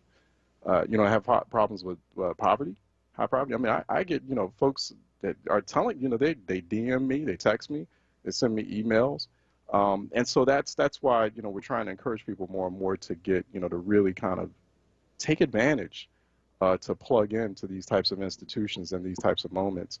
They are opportunities to light that fire, and to start the process, to start the spark of getting things, really truly getting things done in a city like this. And so, but I don't. Each week we go through this, and it's and you don't get that sense like it's people are not really taking advantage of that opportunity. I'm just waiting for that moment, and honestly, I can confidently say that the people who are honored, people like Ms. Chappelle herself, once again, she came from that Neely Fuller School of Thought. That's what she would have wanted, right? Like getting down to that business. That's what she was always about. And so that's her life. It spans over years of just doing in a very intentional, very earnest way, just getting things done. Doing the best that she could. And sometimes she was alone in that effort. Sometimes those of us who are in that space are very alone. Let me go to Pat And it's not just Philly that's afflicted like this. Just black leadership, black political leadership has got to do better. It's got to do better, and they know how to do better. You can't be just when you get elected and then suddenly you're like on the mountaintop. Like, there is no mountaintop, because and you've represented as, on that pathway, on that journey to getting elected, you represented that you understand that we're in a bad state, and you're the one who should be chosen to help do something about it. Okay, well then do something about it. Be that person. So I just don't want I don't want the business of legislatures to be social clubs. They're not.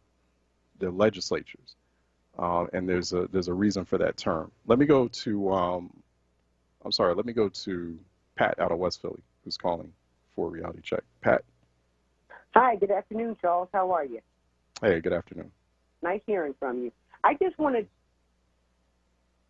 and I wanted to say that I think this is just my opinion. I think social media has created an anti-social society. I think that, you were talking about how conversations went on, in places like elevators, or you were in a market with someone and you would start a conversation with another African-American person. That I don't see that anymore. I don't either. Feel it. I don't. And I think Philadelphia has shown symptoms of dis-ease for a very long time. And now the symptoms are out, and we have no way to cure it, no way to, to take care of these symptoms.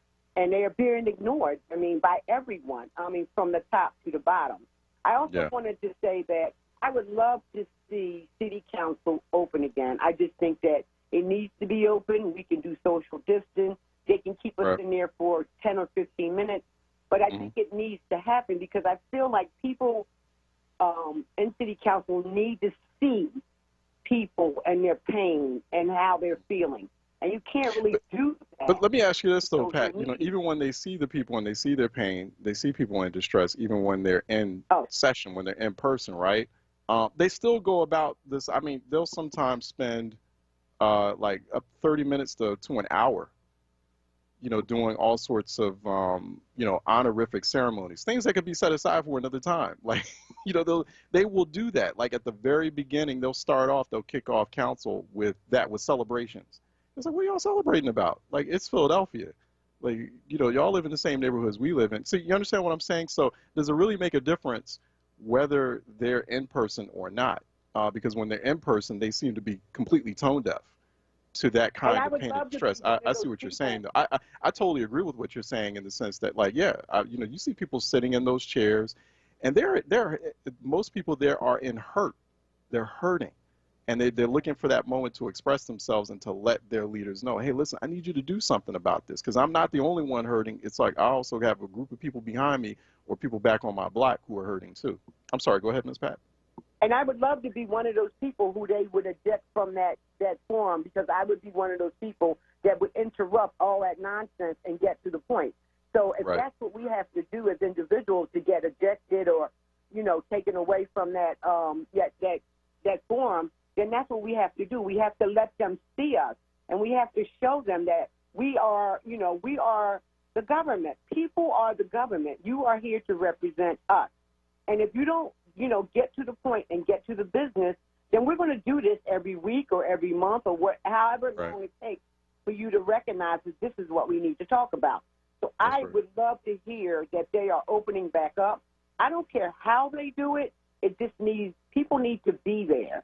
Because a lot of people, are to the point where they're done with social media. We've been done with this for a whole year. We're sick of it. And I think that, again, we as Americans, we need to fight for our rights, in every form that we can. And if it takes us to go to City Council and to, interrupt council and say what we need to say, that's what we need to do. Thank you, Charles, and have a great weekend. Thank you for that, Ms. Pat. I agree with you. We need to be constantly engaged in City Council. At the moment, we're still in the middle of a pandemic. People are still getting infected. Whether some of us out there want to acknowledge that or not, we're trying to force ourselves into this, normalcy, putting air quotes around it, and people are getting infected, and there's actually mutations are starting to get on the surge, and maybe we might get into a situation as we get into the warmer months, which is happening now, as people, especially with people getting careless and doing things like going to Miami Beach with no mask, and people telling them, hey, listen, you need to curfew by 8 p.m. Y'all need to go home, stop crowding up, and they do it anyway. Then here the police come, push them out, and then they're like, well, police were treating us unfairly. No, we were giving you fair warning that you were creating a public health a public health spreader event. They told you to go like days ago, that you should not be there. But anyway, not to go off on a tangent, but the bottom line is, like, I don't want to propose people defying public health protocols. I think it's fine for now that city council meet remotely. I think that really, I'm of the mind that everything should be kind of still shut down as much as possible, and until we, completely stop the pandemic, until people get completely vaccinated. But I will say this, to your point, Ms. Pat, then folks need to go to phlcouncil.com, and we all need to be a little bit more deliberative and a little bit more motivated into participating in public comment period. There are periods there, even in the virtual environment, they have a public comment period that has been set aside for engagement. And so, folks need to take advantage of that. I know some folks on here will, every now and then I'll get that call where they say, well, not all of us have access to online or to get on, that virtual environment, that they have set up. Well, that's why I keep saying, like, let's do it as a community. Then, go to your local church, go to your, clergy, or go to your local community organization and ask them, hey, listen, I want to participate in, I'm a person who has limited access to the types of tools that city council wants me to use to tap into these sessions. And I know other people who are in a similar situation. So that's, the community should really be organized. And city council members, individual city council members, should be encouraging or organizing their community around serious issues that should be discussed and talked about during the public comment period. I would be more than happy if we got a public comment period where it was like 50, 60, 70 people lined up, all giving public comment on how much pain they're in or how much distress they're in, especially economic distress in the city of Philadelphia, or talking about specific bills that they have issues with. Because some bills notice there were a few zoning bills that kind of snuck their way very quickly through that whole session. Like, what are those zoning bills about, right? Like, what's going on? Like, why are pieces of land being transferred to the Philadelphia Land Bank? Or why do specific members want these parcels of land or pieces of property zoned in a specific way? What's that all about? You know what I mean? So I think, take advantage. There is a moment that is being provided electronically, however, for people to participate, and people are not taking advantage of it. They're not taking advantage of it to deal with or grapple with serious issues. They're just not. I'm listening in. I've been listening in like since the pandemic started, and I'm not hearing that. Maybe every once in a while there'll be. I think last week, right? No, it was the week before, where people were calling in and they were concerned about a zoning proposal from Councilman Kenyatta Johnson, who we've been, hopefully he'll come on at some point. So he has scheduling conflicts, so he hasn't made it on yet. But that's a serious issue, particularly when we had like this nationally renowned black urban planning expert on just a few days ago, and he talked about the history of zoning. The history of zoning is mired and it's dripping of racism. It's rooted in government sanctioned segregationist policies. So like, why aren't we trying to dismantle something like that? And why aren't we trying to, or why aren't our leaders or black elected officials making an effort to properly educate their community about it whenever they're utilizing that kind of tool or that kind of proposal? It's the same thing with filibustering, right? Like, I was on Reverend Al Sharpton's show yesterday, and then at one point during my my weekly presence on the show, my weekly participation on the show, he brought on U.S. Senator from Michigan, Gary Peters, Democratic senator out of Michigan. So, you know, and he allowed me to ask a couple of questions of the senator. And I'm like, okay, do you support the filibuster or not? Question one. And question two, do you know the history of the filibuster? That's like every U.S. senator from this point on, that is the key. Like every journalist that gets a U.S. senator in an interview should be getting them on record to answer those two basic questions. And it's like yes or no, right? Because the filibuster was a tool created by slaveholders for the specific purpose of maintaining their slaveholding hustle and to maintain slavery. That's what the filibuster was created for. It was for that specific purpose, and then it carried on as a racist legislative procedural tool, and to this day. So, like, you know, do you know that history, and do you support it or not? I don't want to hear, well, you know, we need to figure out like a way to where we can find common ground with Republicans. Like the senator danced around my question, and I'm like, that's not what I asked you. Do you support it or not? Okay, well, do you know the history? And we need to start putting people on the spot about that. Let me see. Let me go to Jay out of West Philly, who's calling it for a reality check. Jay? Oh, hello. Hello, how are you? How are you doing? All right. Good afternoon. What I have to say sort of narrows it down to one individual who was limited in resources. And a senior citizen. It's just one thing yesterday, something as simple as riding a bus. I'm allowed to ride the bus without paying any money, without cash, because I'm supposed to have a card. It used to be that if something was wrong with your card, you could use your Medicare card or use your driver's license. I got on the bus. I didn't have any money. My card was bent, so I couldn't use it. So it was raining, and the driver was really angry because I didn't have money to pay for my fare. And I'm saying, well, here's my driver's license. They said, well, things have changed. You can no longer use your driver's license. They changed it so that the strip no longer works on the driver's license. And I'm thinking, why would you change it in the middle of an epidemic? I mean, how can I get my card fixed? I'd have to go down to Center City. Yeah. And Receptor, and then I have to make an appointment. Anyway, the whole thing, it just sort of, the whole thing escalated in my mind because once I got where I was going, I needed to get another bus. I didn't have any money. It was raining. I ended up walking blocks. The reason I'm bringing this up is I'm just one person.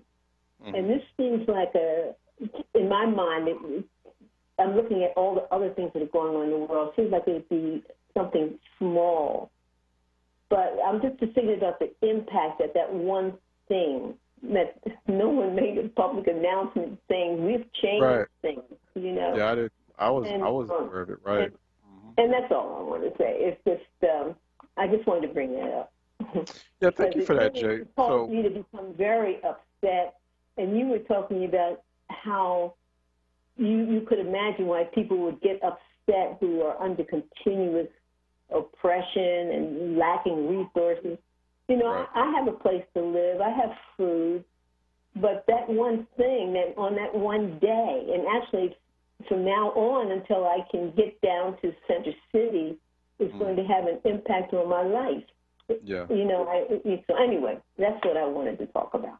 Thank you for listening. And see, it's unnecessary, right? It's unnecessary, but, you know, particularly when, you know, people have to understand, you know, particularly people who are working for governmental or quasi-governmental agencies, like SEPTA is a quasi-governmental agency. So, like everyone has to be in the same, you know, community mindset and understand, like, we're all in this pandemic boat together, and we're all going through a high level of strain and stress, and we should be like considerate of that and acknowledge one another's stress, and which is a very difficult. I know that's harder to say than to do, but you know, particularly if you're in any sort of public sector work, I mean, that's service-oriented work. Like, we typically talk about the service industries, and we always think of restaurants and hotels and, barbers and hair. No, I mean, the service industry is also the public sector. It's the governing industry or government industry. They are providing public services. Sometimes I think people who are in those, and I've worked, for government at the state, local, and federal level, and there's public sector workers, sometimes, not all of them, but there's some of them out there, like, who don't really do a very good job of, like, making their case for why they're essential. So, like, it's moments like that, like, okay, SEPTA understands, like, there are a lot of people in Philadelphia who either grow up with or heavily rely on SEPTA. I heavily relied on SEPTA for half my life. So I just started driving because I got to a point where I had to. I don't like driving personally. I love catching my subway and getting on a bus and being able and just having more mass transit access. That's just me. That's me personally. I hate cars. I hate driving.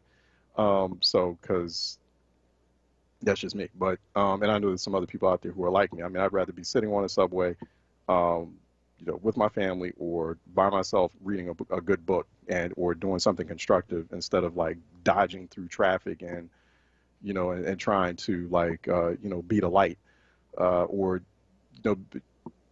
risking myself and others around me. You know what I mean? Because it's always a risky proposition driving. So I'd rather be on mass transit than engaging in that kind of high risk activity. That's just me. But anyway, SEPTA should be much more, like, considerate and much more, like, sympathetic to or people who are in those situations and helping us all get through it. But I hear a lot of situations where that's not always completely the case, whether it's SEPTA or whether it's some other governmental or quasi-governmental agency, and that has to change. It has to be a lot different. 215-634-8065, 866-361-0900 here on Reality Check. Let me go to Joseph out of Massachusetts, who's calling for a reality check. Joseph? Wow, you took my call, Miss Ellis. It's a beautiful thing. Mm-hmm. How you doing? All right, what's up? How you doing? I know it could be complicated. I know black people are scared of black men and refuse to sell out to the white man system. But can I make my point? Oh, yeah, go ahead. I don't know what to do. I've been trying to call you for the last week, but you won't take my call. We come up on the breaks, Joseph. But go ahead, please make your point. It's just a timing issue. It's nothing against you. But go ahead. Okay, all right. Just make your point. Like, you finally get through. Like, that's the thing. Like, you finally get through, and I'm waiting for you to make the point. But then you got to get into commentary about how you've been, calling in and can't get through. Like that. Just you finally got through, fam. Like, there are other people that are calling too, and that are in line. And they all are trying to make their points as well. Just go ahead and make your point. Like, I'm waiting for you to make your point. Everyone else is waiting for you to make your point. Anyway, 215-634-8065, 866-361-0900, 215-634-8065, 866-361-0900 here on Reality Check. We transitioned out of Philadelphia City Council live, and not much to report there as far as, like, major legislation. Although I do agree with Councilmember Kenyatta Johnson about the need to put a spotlight, a focus on how social media is used to perpetuate violence in the city. And I think we do need a national conversation on that. And yeah, I mean, people do get booted off. I know some people who've been booted off of social media for a lot less. And the fact that you still have people on social media who are able to perpetuate conversations on violence, or actually perpetuate that violence, plan and coordinate that violence without any repercussions or any consequences, that's highly questionable, and that's something that should be raised as an issue. So I appreciate him raising that as an issue. That's a worthy resolution, because that's something that has been afflicting Philly for quite some time. I do believe, I think the Philadelphia Police Department is just now getting around to it, but it's been going on for quite a long time, where people have actually been planning and mapping out, for example, assassinations, or, like, you know, to me, like, I mean, if it's on social media, if it's on a public forum, I mean, that's kind of like in plain sight. So, but they've been doing it on platforms, not just Twitter and Instagram, but Reddit and elsewhere. So, like Philadelphia Police Department, as vast as it is and high resourced as it is, it really needs to come up with a team or a strategy to find that kind of activity, and to use it, you know, through digital, through social media, you know, find out like ways in which they can prevent violence from actually occurring, because people are announcing it. Some people are going on social media and being brazen enough to announce it, but also find out ways that they can remove that kind of conversation, that kind of expression from social media as well. Let me go to Viola out of Delaware, who's calling in for a reality check. Viola? Hi, Charles. How are you? Hi, Ms. Viola. How are you doing? All right. Radio. I'm doing great, but I always think of different things that my husband told me about SEPTA, that SEPTA is a public transportation company. And he always emphasized that if a person got on your bus and they did not have car fare, you were supposed to take their name and information, and SEPTA would either send them correspondence that they would probably either pay, or I guess maybe make sure that you weren't a regular person of doing that based on getting on. And I'm listening to this lady's story, and if she's a senior citizen, it's basically up to the driver in the sense of how they handle it. But my husband said that you are not allowed to refuse a person a ride, especially according to the need. And, you know, I'm just appalled when I hear these kinds of stories, as well as when you were saying about certain mannerisms that we don't see anymore. I know that when a man tips his hat at me when he's walking by, I know that that's an old-fashioned way of him just being a gentleman. And whereas I've had white men with their wives hold the door for me because he was being a gentleman, and I'd be sure to say thank you very much to that person because he didn't have to do that. But whereas with SEPTA, you know, it's public transportation, and public is what it means. But I'm not saying that it's for everyone to get on there and say that they don't have car fare. But under certain circumstances, you know, I got on the bus one day and didn't know how to put the dollar in the machine because I didn't know that the machine took $1. But now that I have the senior card, I may jump off the bus at Broad and Olney, stop at a store, and then get back on because I can ride free. As well as you can also ride free. I think it's a $1. You pay $1 for the regional rail trains now. And, you know, certain things, I mean, based on pandemic and all is concerned, I agree with a number of things that you say, but I just had to, I was driving and I pulled over.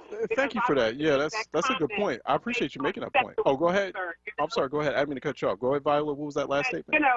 You know, when you hear something like that and you know something, I feel free. I feel a sense that I have to make that comment because I always say to someone that if I know something and I didn't share it, I die tomorrow. What good was it me what good was of me knowing it and I didn't share it with someone? Right. So right. Thank how you for that. Life. So that's welcome. like, and I'm not, you know, it's been a while, you know, since like I'd been like on SEPTA. So, but it's been a while since I've been on mass transit, period. But I'm just not going out that much. But yeah, that's important, right? I mean, you know, a bus driver can allow people, especially a senior person, can allow them to, they shouldn't be denying them a ride. Absolutely. Shouldn't be denying them a ride. I mean, that's the bottom line. And I have two family members that work for SEPTA, as well as my husband retired after 36 years. So I know he knew what was right and what was wrong, and he was always telling me different things about why you weren't allowed to do this or you had to do that based on the fact of a person not having car fare. You know, but they leave it to the discretion of the bus drivers, though. So, absolutely. Yeah, that's something to look. But you get their information and take it with you and let your dispatcher or whoever it is you report to when you get into the depot, let them know that you had a person that didn't have car fare, but you allowed to get their name and address and phone number if necessary. And, you know, they should be allowed to ride that bus. Right. Right. I thank you. Great show. Thank you, Viola. Yeah, thanks for calling in about that. Yeah, thank you. So that's something I just tweeted SEPTA just now, just asking that question, like, are SEPTA bus drivers denying rides to senior citizens in the city? Mamie out of University, so I'll see if I get a response. Mamie out of University City is calling in for a reality check. Good afternoon, Brother Charles. Hey, good afternoon. My son and I went and got our first shot for the vaccine. Okay. On Monday. Nice. Okay. And it wasn't. How do you feel? You feel okay? Well, I have to exercise in order to get my limbs back. You know. Mm-hmm. Yeah. It didn't. You know, it wasn't a problem with it. It was just that I think some people, especially the seniors, they may experience some kinds of discomforts the next day, because that afternoon when I got received the vaccine, it was cool, but the next morning I definitely had to get up and do some exercise in order to, you know, be able to maneuver and ambulate. So I suggest that if people are going to get the vaccine, to make sure that they are kind of like the immune system is working. Yeah. You know, but other than that, thank you, Charles, for all you do.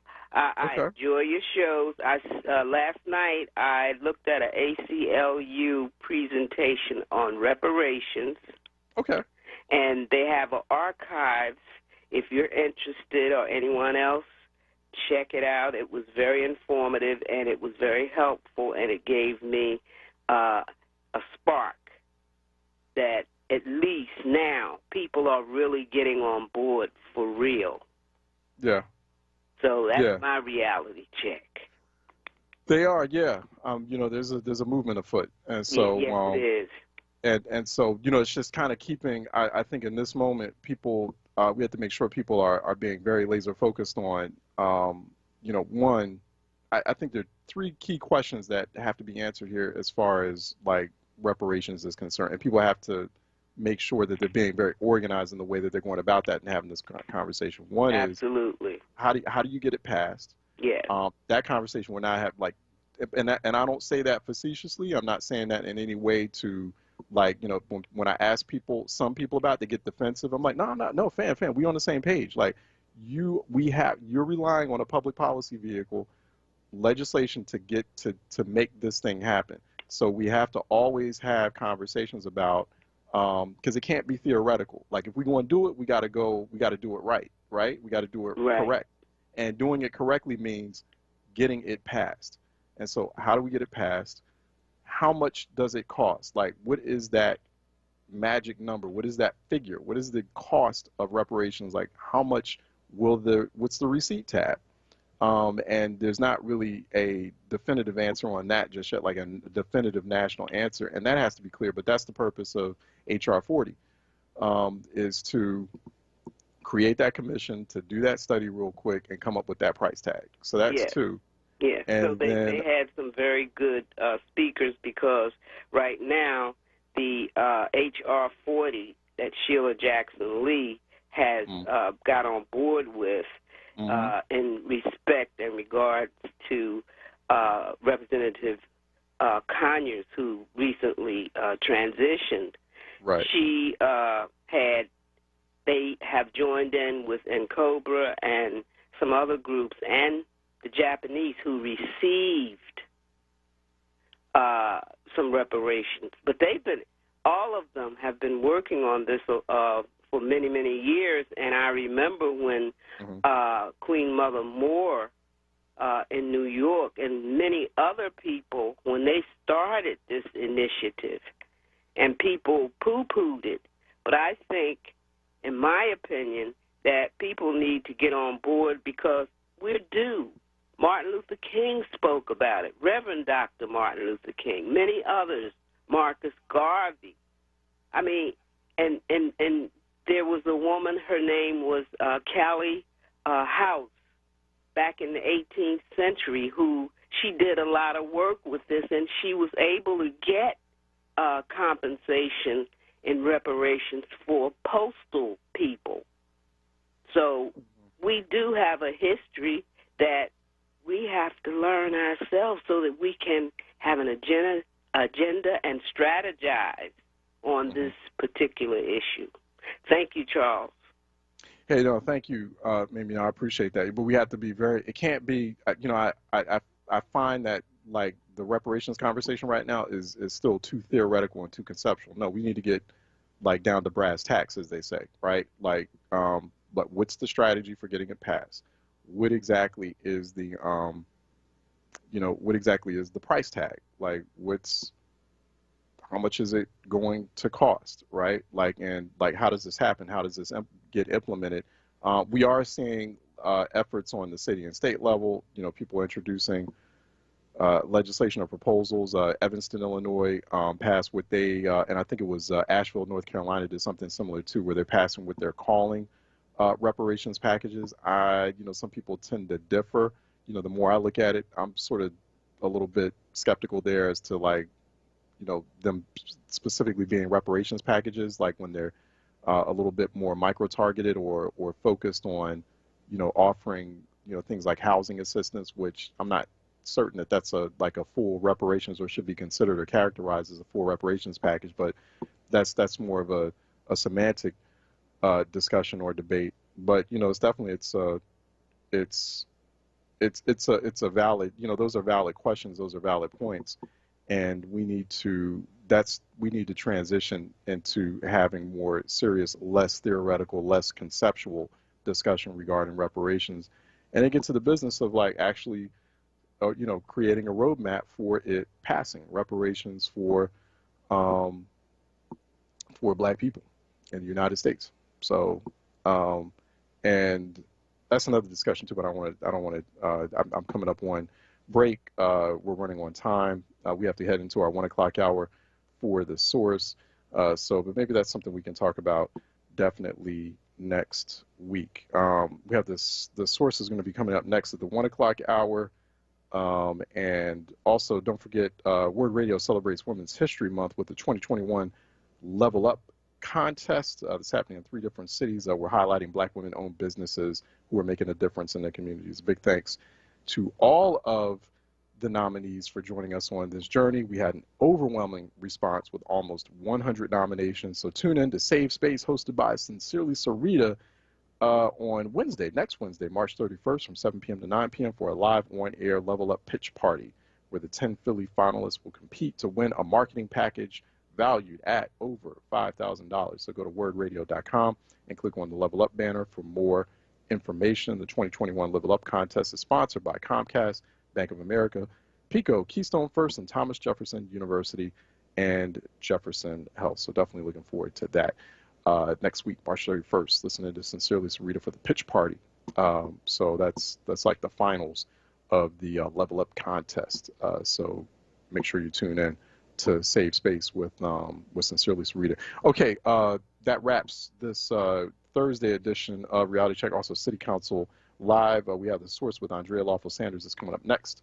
So stay tuned in to WURD. I am not here on Fridays, but I'm looking forward to seeing you on Monday and talking with you then, God willing, Monday at 10 a.m. sharp.